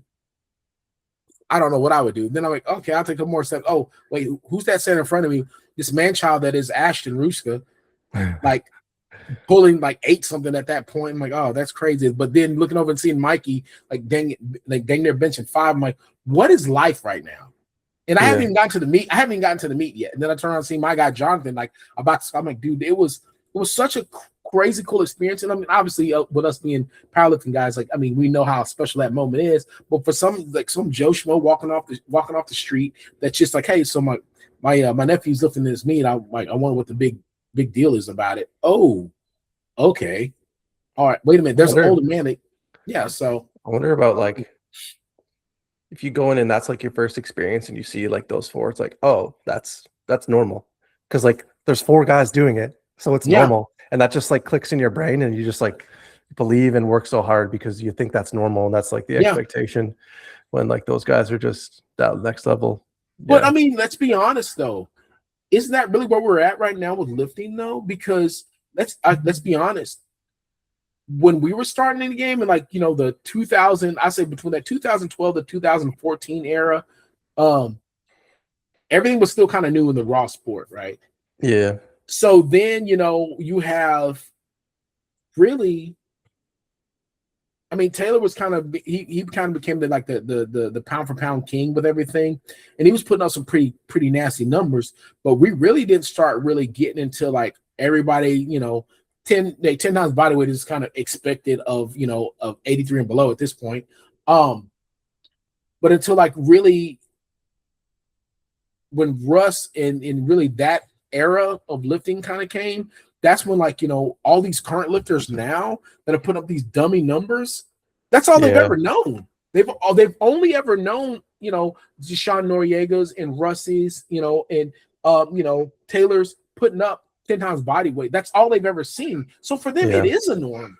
You know what I mean? Yeah. So like when it's hard, you can't get mad at a guy like Gavin Aiden for being like, I feel like 930 should be the baseline bottom for a 93, that we should be pushing at 1,000. I get what he's trying to say, because that's honest. Like, it's not like Gavin's been in the game for years and years and years and years. It's not like he's been in it for decades. So all Gavin's ever known is seeing these lifters that are our size or near our size putting up near 10 times body weight and or over.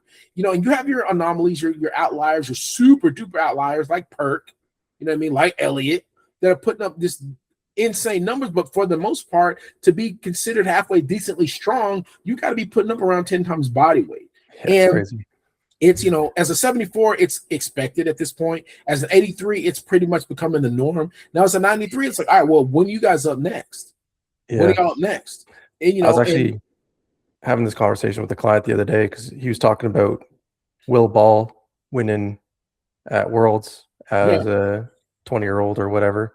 Yeah. And I basically said, man, like, I don't think, he's like, how does he even like get that good that fast or that strong and whatever? I was like, I don't even think we've scratched the surface yet, because the NFL talent really still hasn't, like the NFL genetics haven't really entered. Yeah. And I sent him this video from, man, it's probably from like 2005. Do you remember who Chris Presley is? He was a fullback for Cincinnati Bengals. He played at like Wisconsin. It's him in a belt and shorts, no knee sleeves, squatting 605 for 10.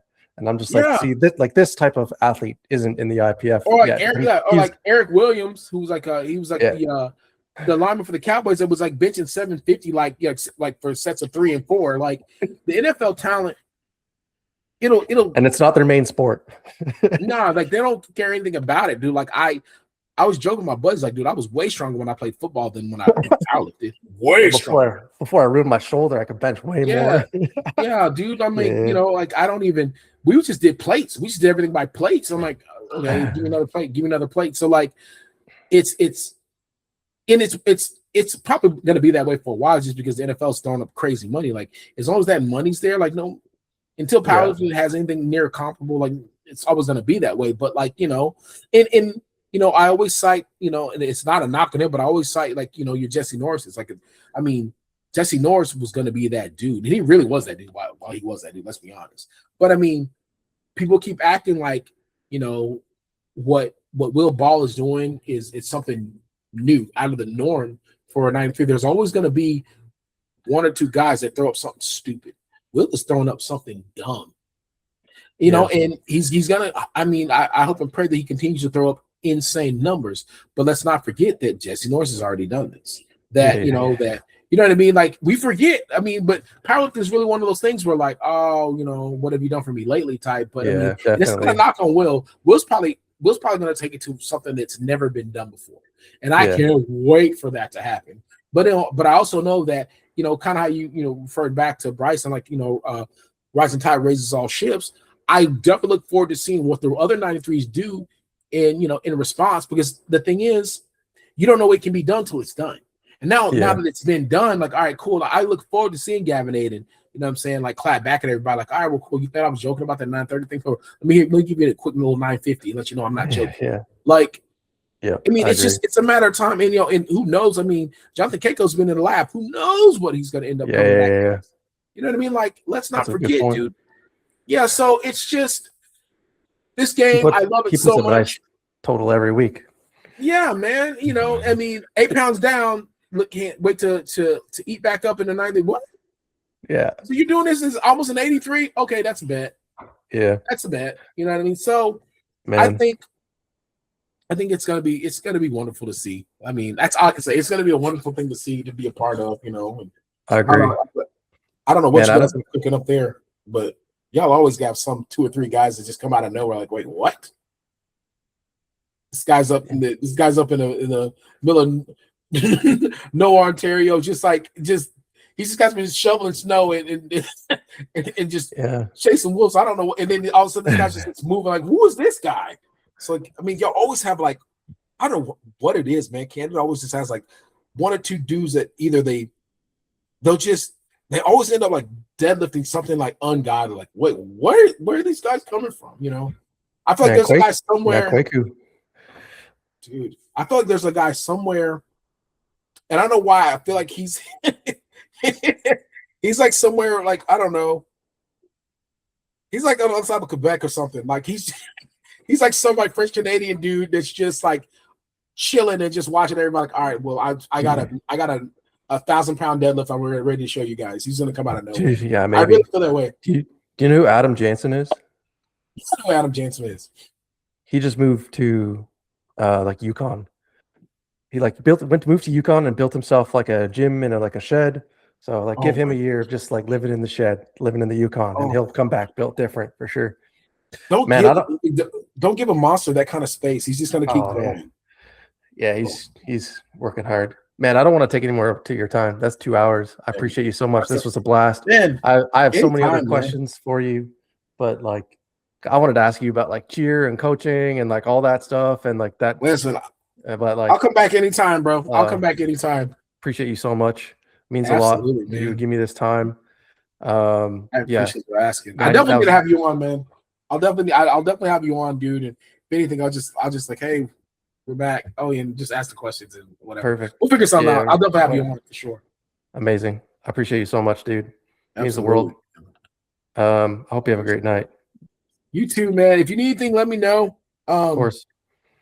You're the man, dude. Yeah. I appreciate you. I appreciate you what you're doing for the sport. I've done nothing, man. I just smile, shake a few hands. I kiss a few babies, man.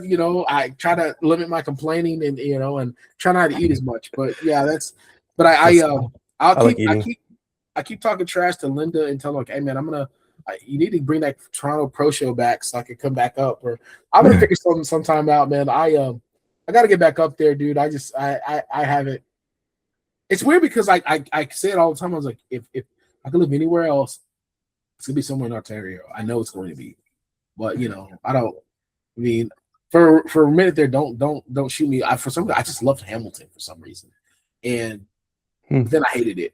I don't know why I liked it. I liked it for like a week or two. Like then I hated it. Like you know what? It's kind of funny. Yeah, it's just Hamilton of all places. But I think people from Ontario would think you're crazy thinking that. Yeah, I literally said I liked it for about a week or two, but then I don't know. I just met some really cool people while I was there. It's like cool locals. Yeah, and I told a couple of my buddies, I was like, yeah, man, I was up in Hamilton. I just had a really good time, and it was weird because coming out of college, that was one of the places my agent said, like, yeah, they have an interest in you coming and playing. And I'm like, what? Nah, man, if I'm gonna go anywhere, it's gonna be Edmonton. I wanted to, at the time, wanted to be an Eskimo. You know what I mean? The place, funny enough, the place to play pro football in Canada is Saskatchewan because it's the only game in town. So Saskatchewan like fans are like real football fans. Hamilton's decent too. Don't want to play in Toronto because no one cares. But like Saskatchewan, Yeah, I guess some like the Alberta teams, yeah, and in Quebec they actually care about football too, but Yeah. not Toronto. I just remember, like everybody's like, "No, dude, go to Edmonton. Go to Edmonton. Like they won the Grey Cup. Like, oh, they're not gonna win the Grey." And dude, they won the Grey. They Yeah, won the Grey that year. So they're yeah, man, called the Elks now. the Elks now, yeah, Yeah. like no more Eskimos. But yeah, man, I'll quit talking because I'll talk. I'll keep talking and talking. I know, man. I love it. We'll schedule another one. It was awesome. Absolutely, man. Anytime you need me, I'm here, Taylor. I appreciate you, my boy. Yeah. Appreciate you for coming on. Thanks again. Absolutely, man. Love you and the family, man. Congratulations, man. We'll talk soon, man. Man. You too. Sounds great. Later. All right, later, brother. Have a great night, you too.